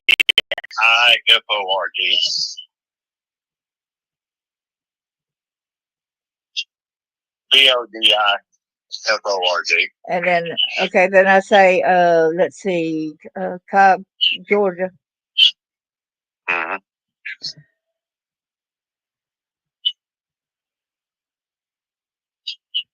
Mm-hmm. But Robert used to be slim. Was it James J. Bodyford? Yeah, James G. Bodyford. He used to be spiritual judge in Cobb County. Okay, I got his picture right here, James Bodyford. Yeah, he was a judge in the tri-state crematorium case. Mm-hmm. Wow, it says the eyebrow-raising behavior and actions of Cobb Superior Court Judge James Jim Bodyford, as described here, are reflections of ultimate hypocrisy, lack of integrity and honesty, and allegiance to a good old boy mentality he should have left at the door the day he was sworn into office. Did you hear that? Mm-hmm. Well, it says justice for Wanda Spann. Have you heard anything about Wanda? Have you heard anything about Wanda Spann? There's justice for Wanda Spann. Wanda Spann. Said Reverend Scott Leonard, not only did Judge Bodyford lie about Wanda Spann's employment, he lied on Wanda Spann by falsely stating Spann agreed to be transferred to magistrate court to the best of his belief and knowledge. A little. Oh, I watched him take Wendy Titleman. That was his mother. You might want to do a little checking on. I hate to change the subject from Floyd over to Bodyford, but this is how dirty Bodyford was. There was this woman, Wendy Titleman. She divorced. I think his name was Andrew Titleman. He was owner of Amco Transmission. They're off the Cobb Parkway in Marietta. And according to her, he had been sexually abusing the daughters. And she tried to fight for custody of both the daughters, right? Uh-huh. And she went in. I had even had her an attorney out of Evergreen, Alabama, that's a former prosecutor for Clay County and Cobb County as well. Used to work with F. Lee Bailey in California, and that was Sally Stoddard. To be sure you write down this guy's name too, because it's got right here, A little known fact: by now everybody knows what led to Skip Cheshire's investigation for alleged sexual misconduct with young female employees. It was an anonymous letter which began with a statement somebody has to do something to stop Skip Cheshire who's out of control. And it said, what a lot of folks do not know is that the Honorable James Jim Bodiford received a dishonorable mention in paragraph 7 of the anonymous sexual misconduct letter. The writer alleges misconduct by Bodiford as told by Cheshire. Ironically, when a decision was made to question Cheshire, it's done by Chief Superior Court Justice Mark Ingram and Judge Bodiford. The information is from the footnote on the first page of the Cheshire investigative report. One span questioned Skip Cheshire about inappropriate conduct with young girls in Cheshire's 2005 deposition. Let's see. I got to see that right quick. Well, all I got to say, I want to say one thing about lady up in Berkeley, North Carolina, who just so happened had a stepson who got caught as a cross dresser and decided to become an anonymous caller to the Centennial Park attack. I'd like some people to ask her about James G. Bodiford, what she's got to say about James G. Bodiford, her experience with him when she was 16 years old.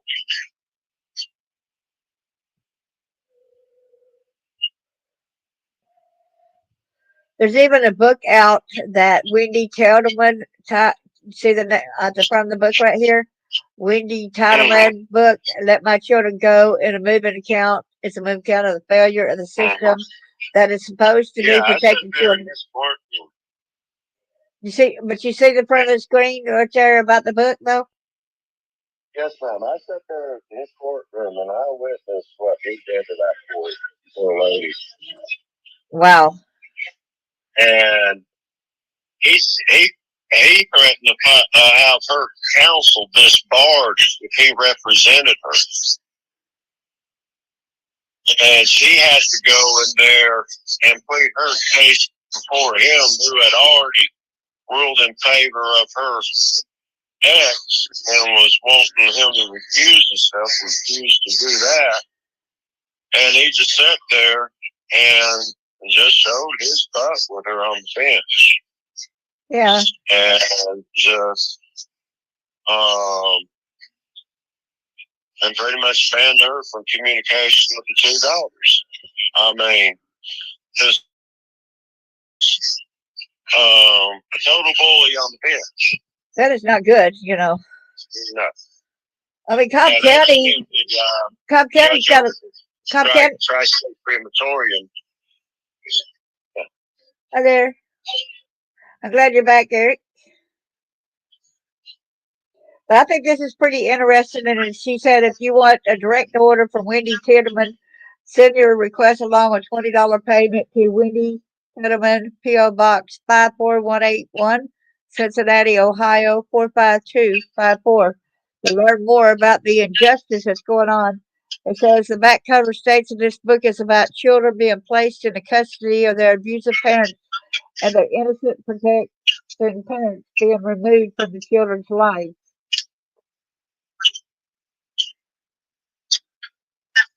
Let My Children Go is a moving account of the failure of a system that is supposed to be protecting children. Wendy Tittlemann's voice needs to be heard by as many people as possible. Every social worker, law enforcement investigator, judge, custody evaluator, family court investigator, child's attorney, and family lawyer in the country should receive a copy of this book in order that they may see firsthand the results of system failure. Say, wow.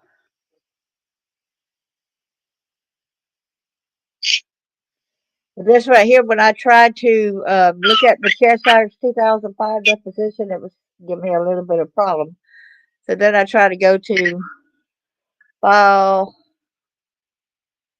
allow download. Maybe it'll let me download it. I don't know. Let me see right here.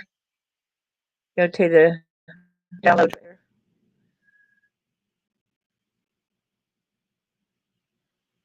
See how that's going to go right here. So here's the Cobb County. You see this right here?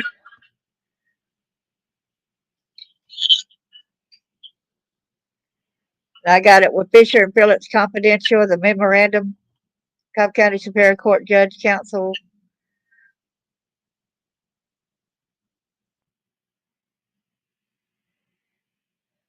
So here it is in a deposition. Wow, there's so much crooked over there in Cobb County, right? You Well, cannot. yeah. Here's the confidentiality, and it's,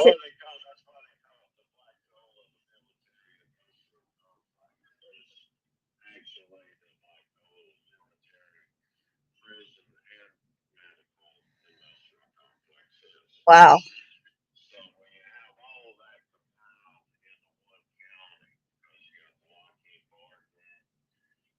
You got the Naval Air Station.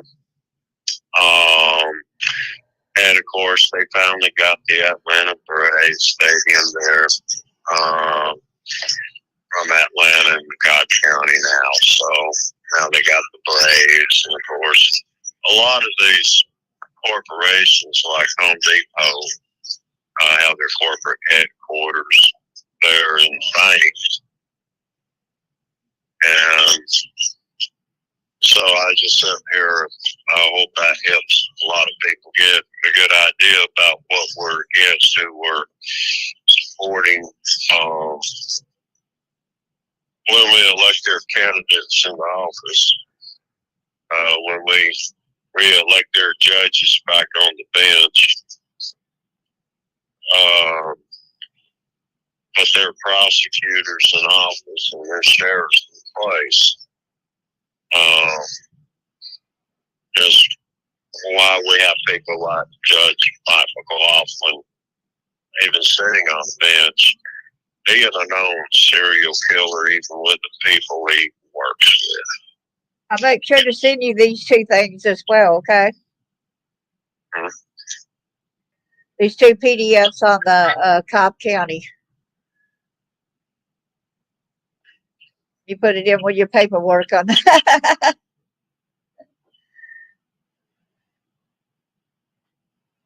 Well, I appreciate you coming in, and I think we learned a lot about Franklin Delano Floyd, aka Bill Ramsey.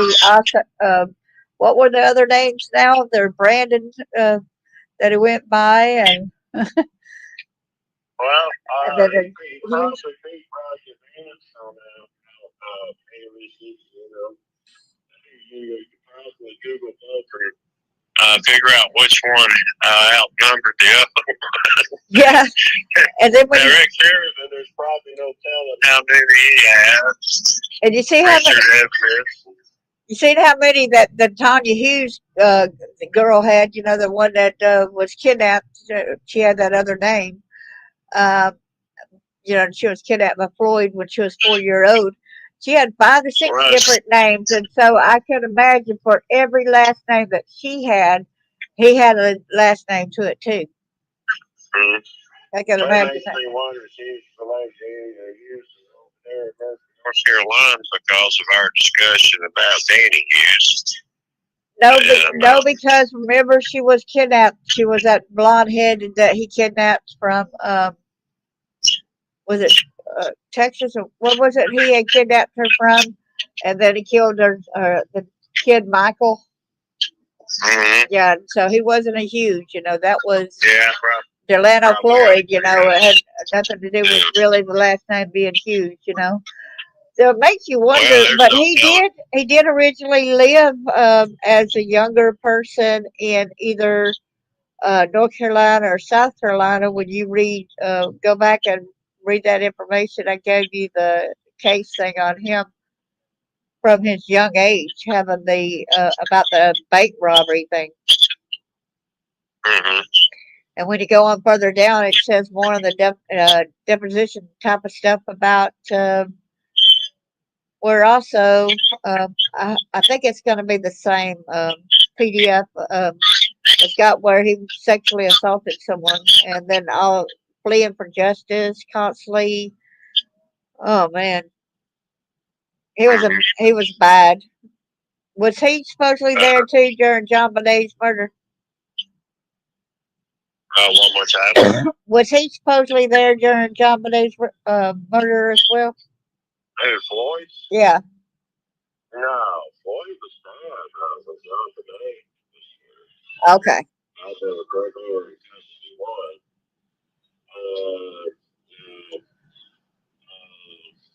I got my cousin Robert named as the primary suspect. Was on Ramsey and her homicide. Right. So there's 15 that was involved. I know she was not murdered in her residence when John arrived home with her at 9 o'clock. She was not asleep. She was already dead. And people out there still trying to kick the lone wolf intruder theory like it's a dead deal. It's never happened. He prepared that room specifically for preserving her body, like he vowed he would do to Press back in 1991. Yeah, what was that girl? What was that little girl's name again that was murdered? That was the anniversary of what was her name? Jill Robinson was the one that John Ramsey claimed to shoot in the face with a shotgun on December the 26th, 1976. Okay, let me go to her thing again. So I like showing people the. Now, Craig Manier says he's missing.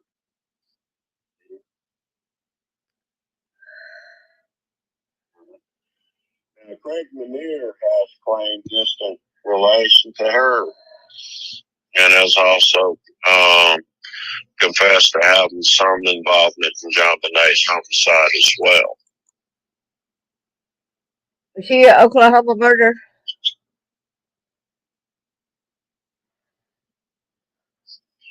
Now, I know for a fact he was involved in the production of Levi Frady, because not only did I hear it out of him about that, but also heard it out of Marilyn Parkman, Levi's mother, and Albert Samples, Marshall Talbot's old boyfriend there that used to be boyfriend with Derek Rudolph. So Jill Robinson. Okay, let me get the picture up here where y'all can see it.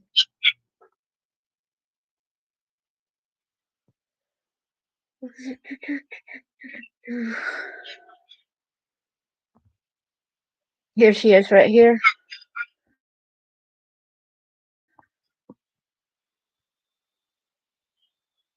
Said that she was 12-year-old. Yes, ma'am.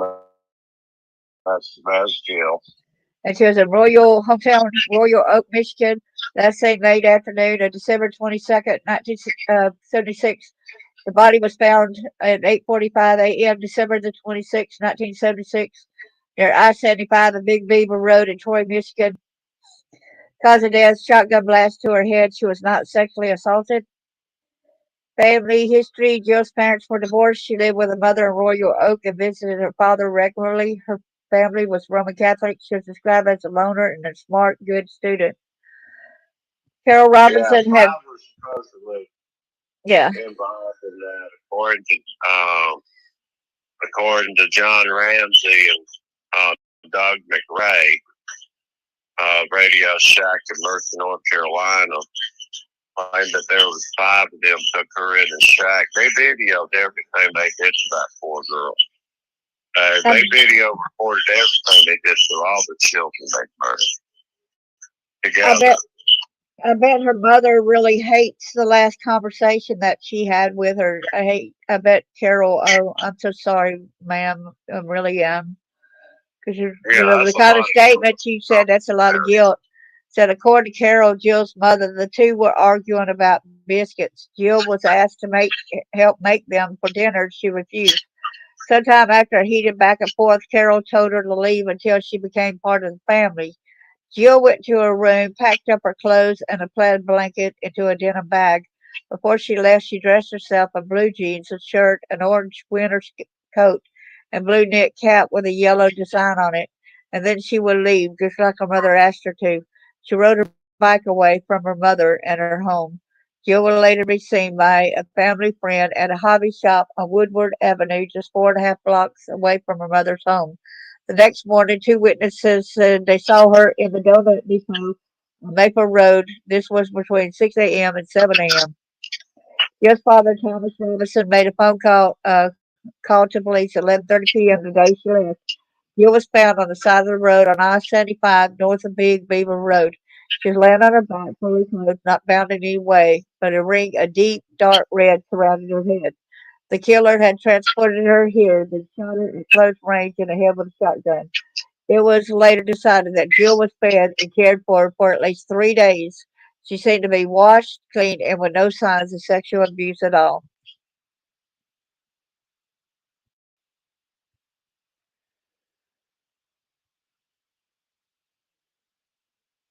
Wow. They said there was no signs of sexual abuse. Yeah. Not unless they're covering up for it, saying, and there was, and just covering up for it. Well, all those children in the Oakland County child murders, they were they were kept for a few days. Yeah, they They would. were fed,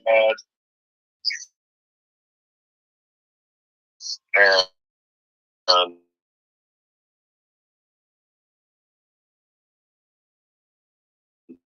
they they were.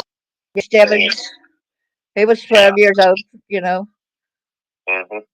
But he was, Yeah, all, Frank. but he was, I mean, Frank Sheldon. he was sexually assaulted though. The Mark Stebbins was. Yeah, Frank Sheldon.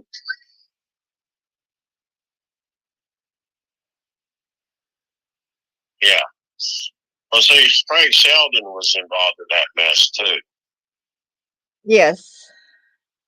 Christopher Bush, the son of A.T.L. Bush, was the CEO of General Motors. He was involved too. Well, we know that Sam Duncan Sr. and Doug McRae up there at the Radio Shack in Mercy, every time they got their automobiles, they didn't go to the dealership to get their automobiles. They went up there to the factories in Detroit and took them.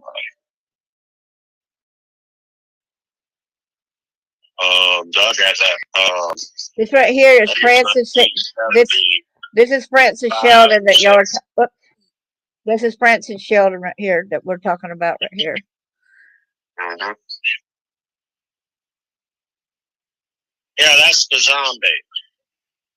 Yeah, that's the zombie. That's the one that's got the death certificate in New Amsterdam, July the 9th, 1996, where he supposedly died over there. Yeah. He's buried over there in near Andrews, North Carolina since September the 26th, 1999. So that's why I call him the zombie. Yeah, anyone to say that it's screwed up. Yeah. Yeah, it is screwed up in the head. That's right, Chris. Yeah. I'm sorry to get you upset, Chris. Yeah, he died.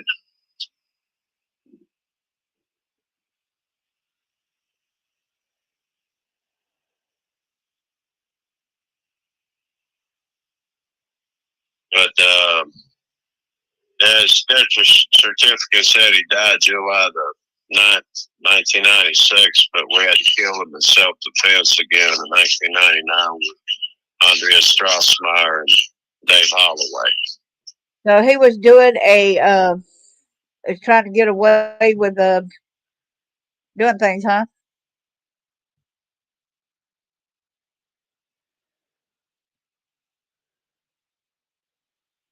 And so here is Jill Robinson, and that's who you said. That's who.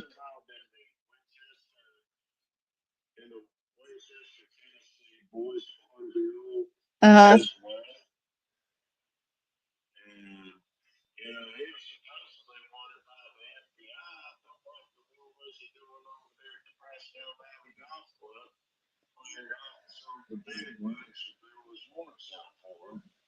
We need to we need to find out where Ramsey was living around the time of the murder in 1976. If he was living anywhere near Royal Oak, Michigan. Well, you said yourself that he's got homes in different areas too.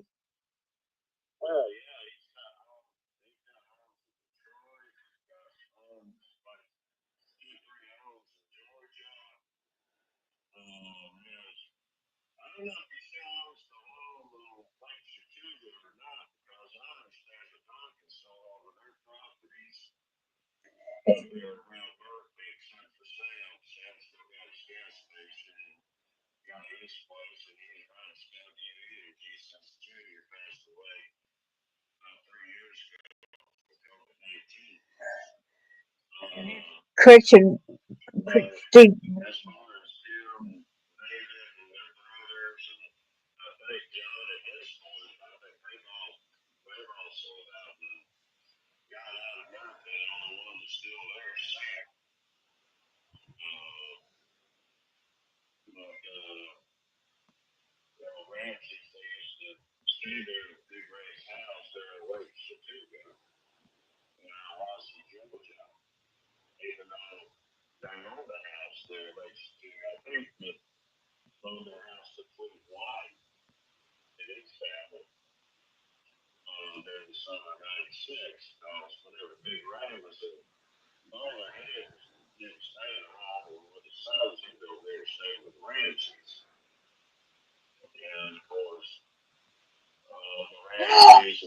Did, did you see this? Look at the screen.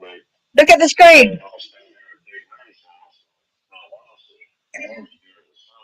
Like, look at the screen. Oh my gosh. Oh, I want to puke.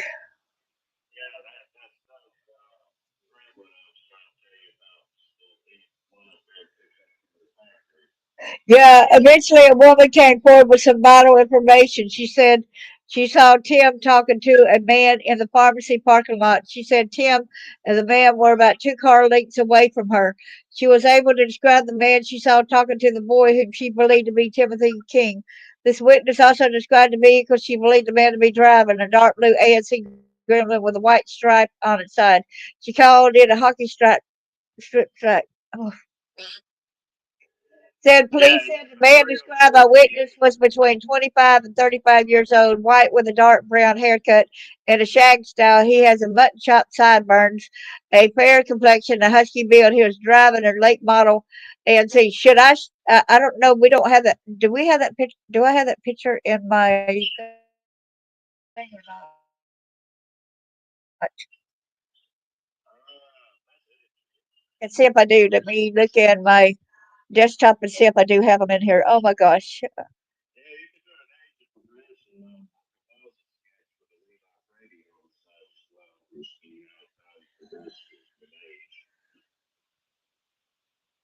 I don't see his picture right here. You might have to send. Can you send it to me right quick so I can show the people how he had that bucket that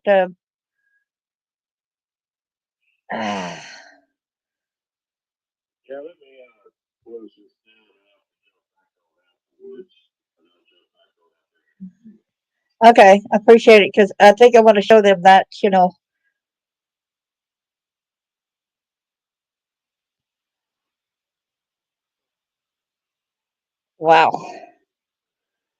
wow, well. I thought for sure I had it somewhere in my thing right here, but I don't see. Um,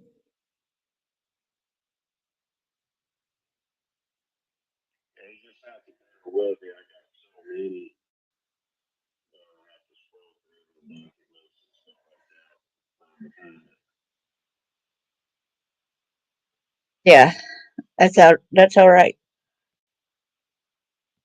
I think you understand why I'm sick of my stomach right now.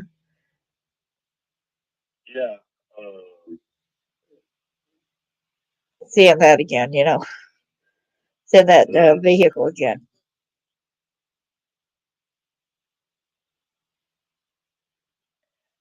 Okay. I can't even hardly think straight right now. I'm sorry. That's really got me there, y'all. How's everyone? Okay. But see, I got to send it to my email because I can't show it to my StreamYard. Can you send it to the email or my Facebook Messenger? Which one ever?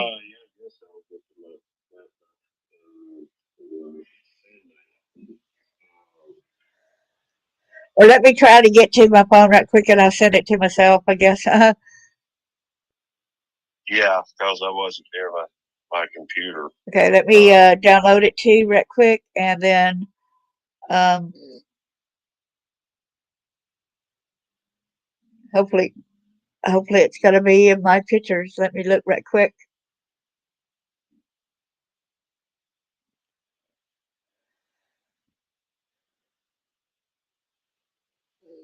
No, I did not download to it.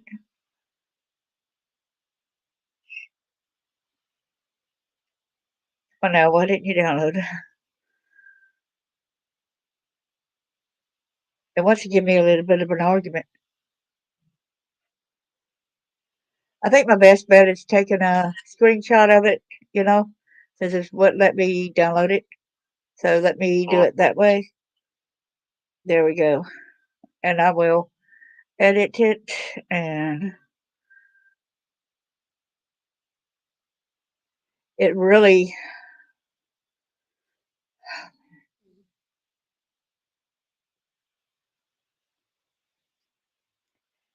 when I go like this, then I'm going to go to my email right quick and send it to my email. So y'all please bear with me so I can show y'all the button thing right there. Oh man, this is kind of hard, I tell you.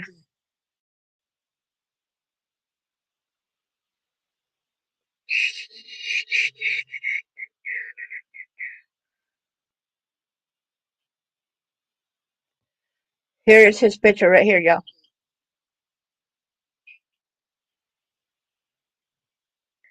Can y'all see it? Yeah, if you want to do a age of progression composite sketch on Doug McGray, let's go ahead and send you the one from Levi Trading Homicide. Can y'all see it?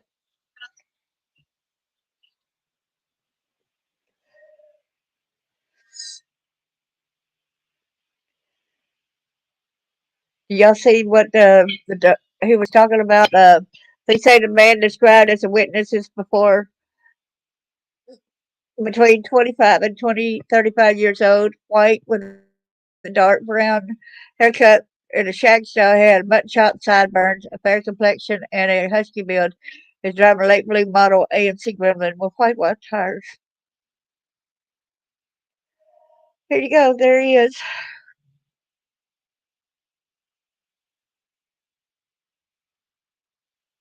This is Doug McRae.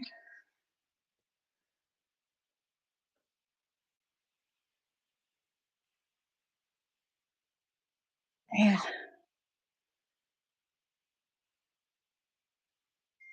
Y'all see the mutton chops? You see how the thing right here?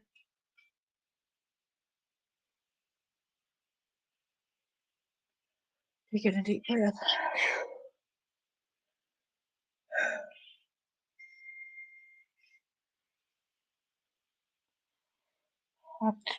I'm trying my best not to start crying when I see his picture, okay? But y'all see it? That describes him. And that he had a gremlin like that.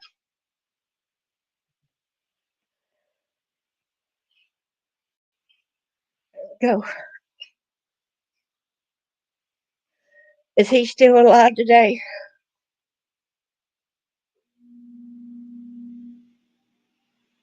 Hey, Charles, is he still alive today?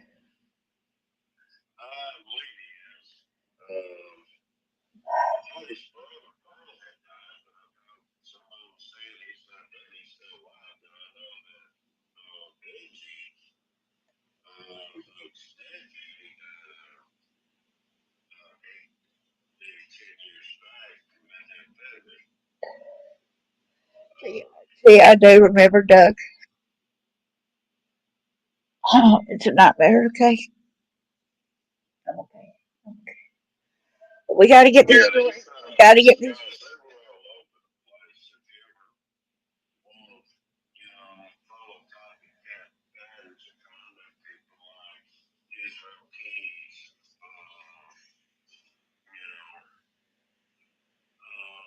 serial killers are not just born, they're created. And a lot of times they're recruited. Is how they learn and how to become Thank serial you, killers. thank you, Chris. And they say that once they kill one time, it's easy for them, and some of them they just develop the enjoyment of guilt. Yes, and A that lot of times they'll go out and operate alone and kill someone. Sometimes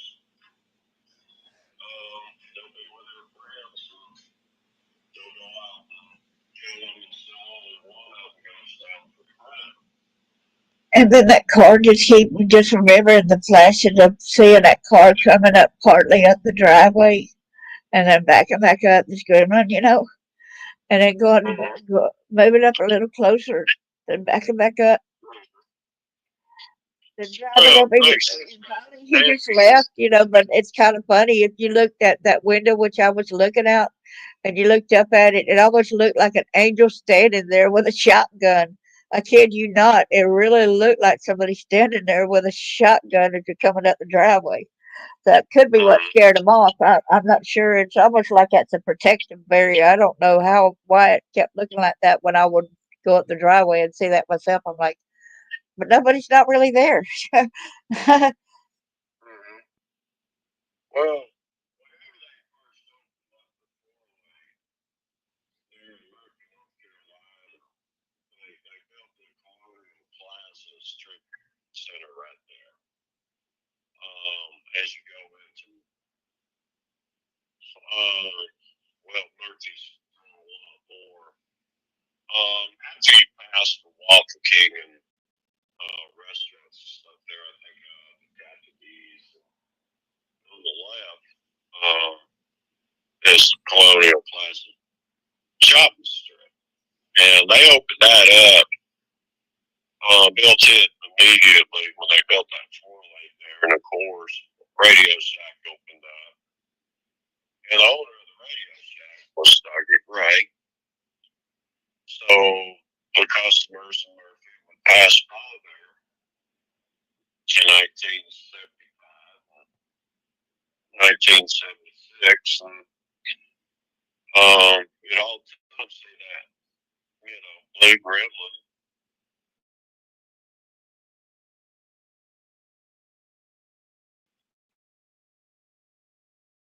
Parked right there in front of the ring.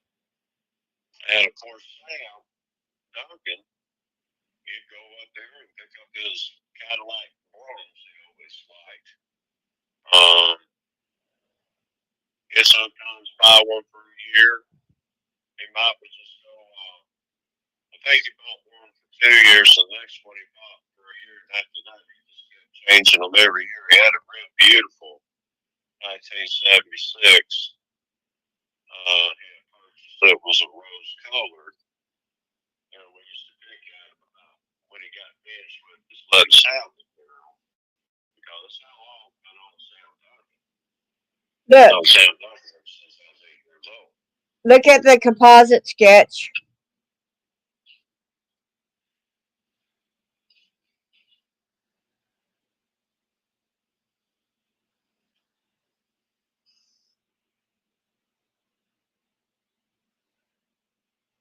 See the composite sketch?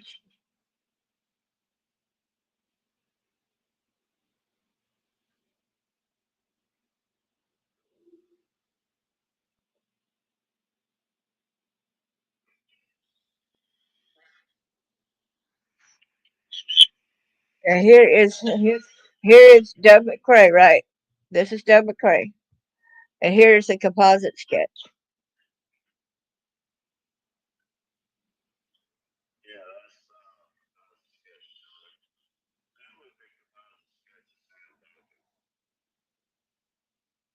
Yeah, Which one would it be?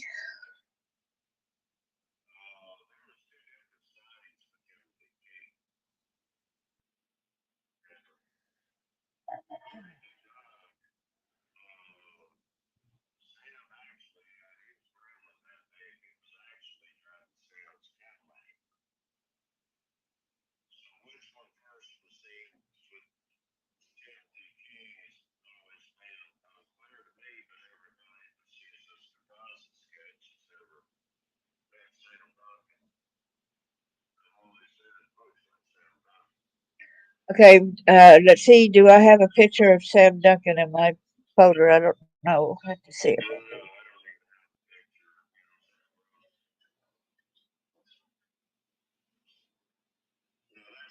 Okay.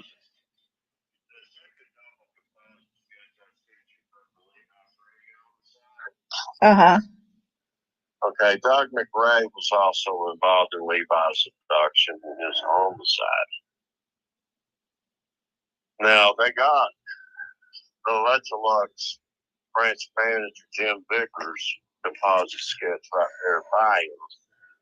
But Jim, he didn't have anything to do with the abduction of Levi Brady. Which one is Jim? Is Jim Stubbs, right? Am I right or wrong? What's that? Are you talking about Jim Stubbs?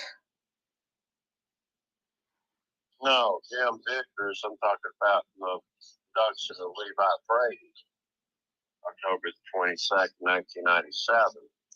Okay. Georgia. And Doug was also involved in his abduction and homicide. Okay, I'm fixing to send this to my mail.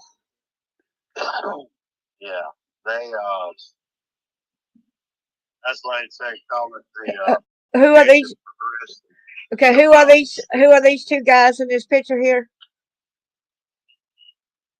that you just sent me? What's their names? Sam Duncan and who? One side by side. Yeah. Was Doug McRae and Jim Vickers. Really? Doug McRae and Jim Vickers. Jim Vickers had nothing to do with an abduction or homicide of Levi Brady. Okay. But his composite sketch got put out. Okay. So let me go to the email. Let's see.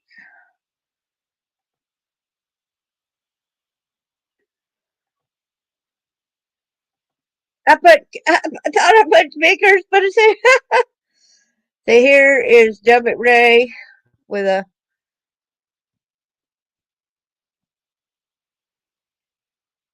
So Jim Vickers is the one on the right hand side, or which one?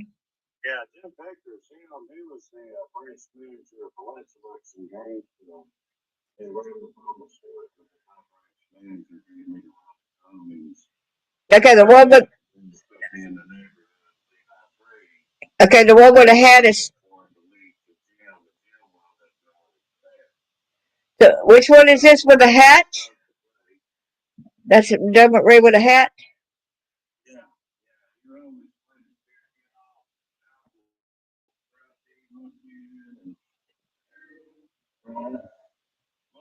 He would be clean shaven with a mustache, and then they whack off his mustache and he'd let his beard kind of grow out a little bit, look a little scruffy, where he put on a ball cap so he wouldn't recognize him as easily. And that's what he did in the production of Levi Brady. So he shaved his mustache off about a week before he started letting his beard and stuff grow out, so he could dress up all scruffy and looking and all that like that. Right.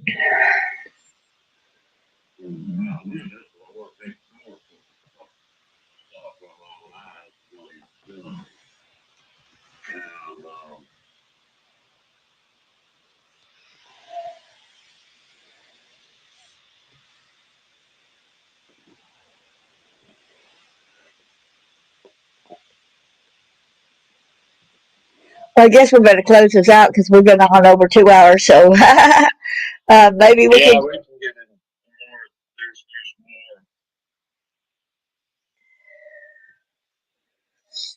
more. So you think that but that composite sketch still does resemble, Douglas Ray still though. You know what I'm saying?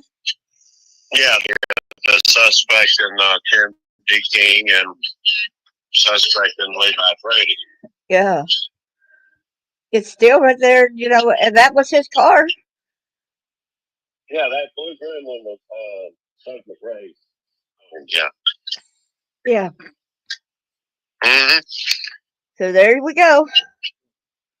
Mm-hmm. Now, he also owned the brown duster. He also owned the brown duster with a 340 in it. Okay, they did say a brown car earlier, remember? Yep. That said in one of these other things, a brown car. Yep. And that girl's, an alphabet murders thing.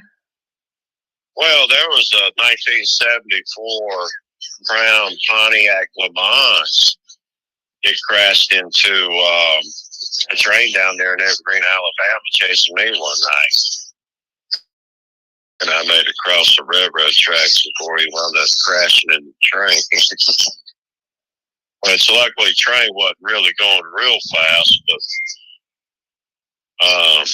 fast enough to tear up his car. So they lost the brown Pontiac Le Mans trying to chase me down there in Alabama to Z28 and Buick Centurion.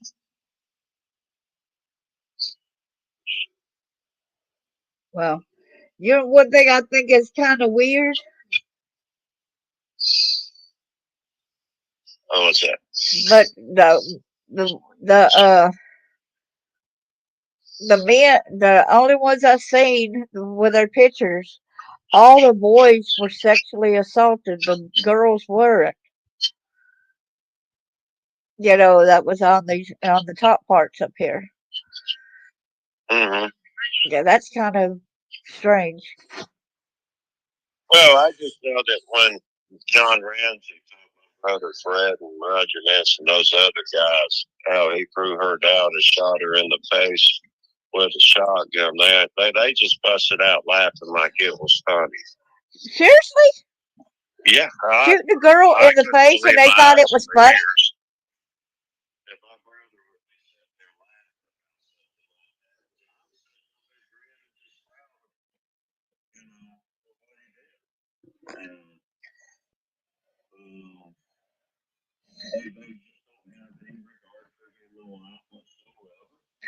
And they're so good about lying, right? yeah, the only person in the world matters to them is themselves and how ready Deny. And like you said, he said that he would end up killing John Bonet on the anniversary of Joe Robinson's death. And as we showed, it is right there. It said that Joe Robinson's body was found the day after Christmas, the morning after Christmas.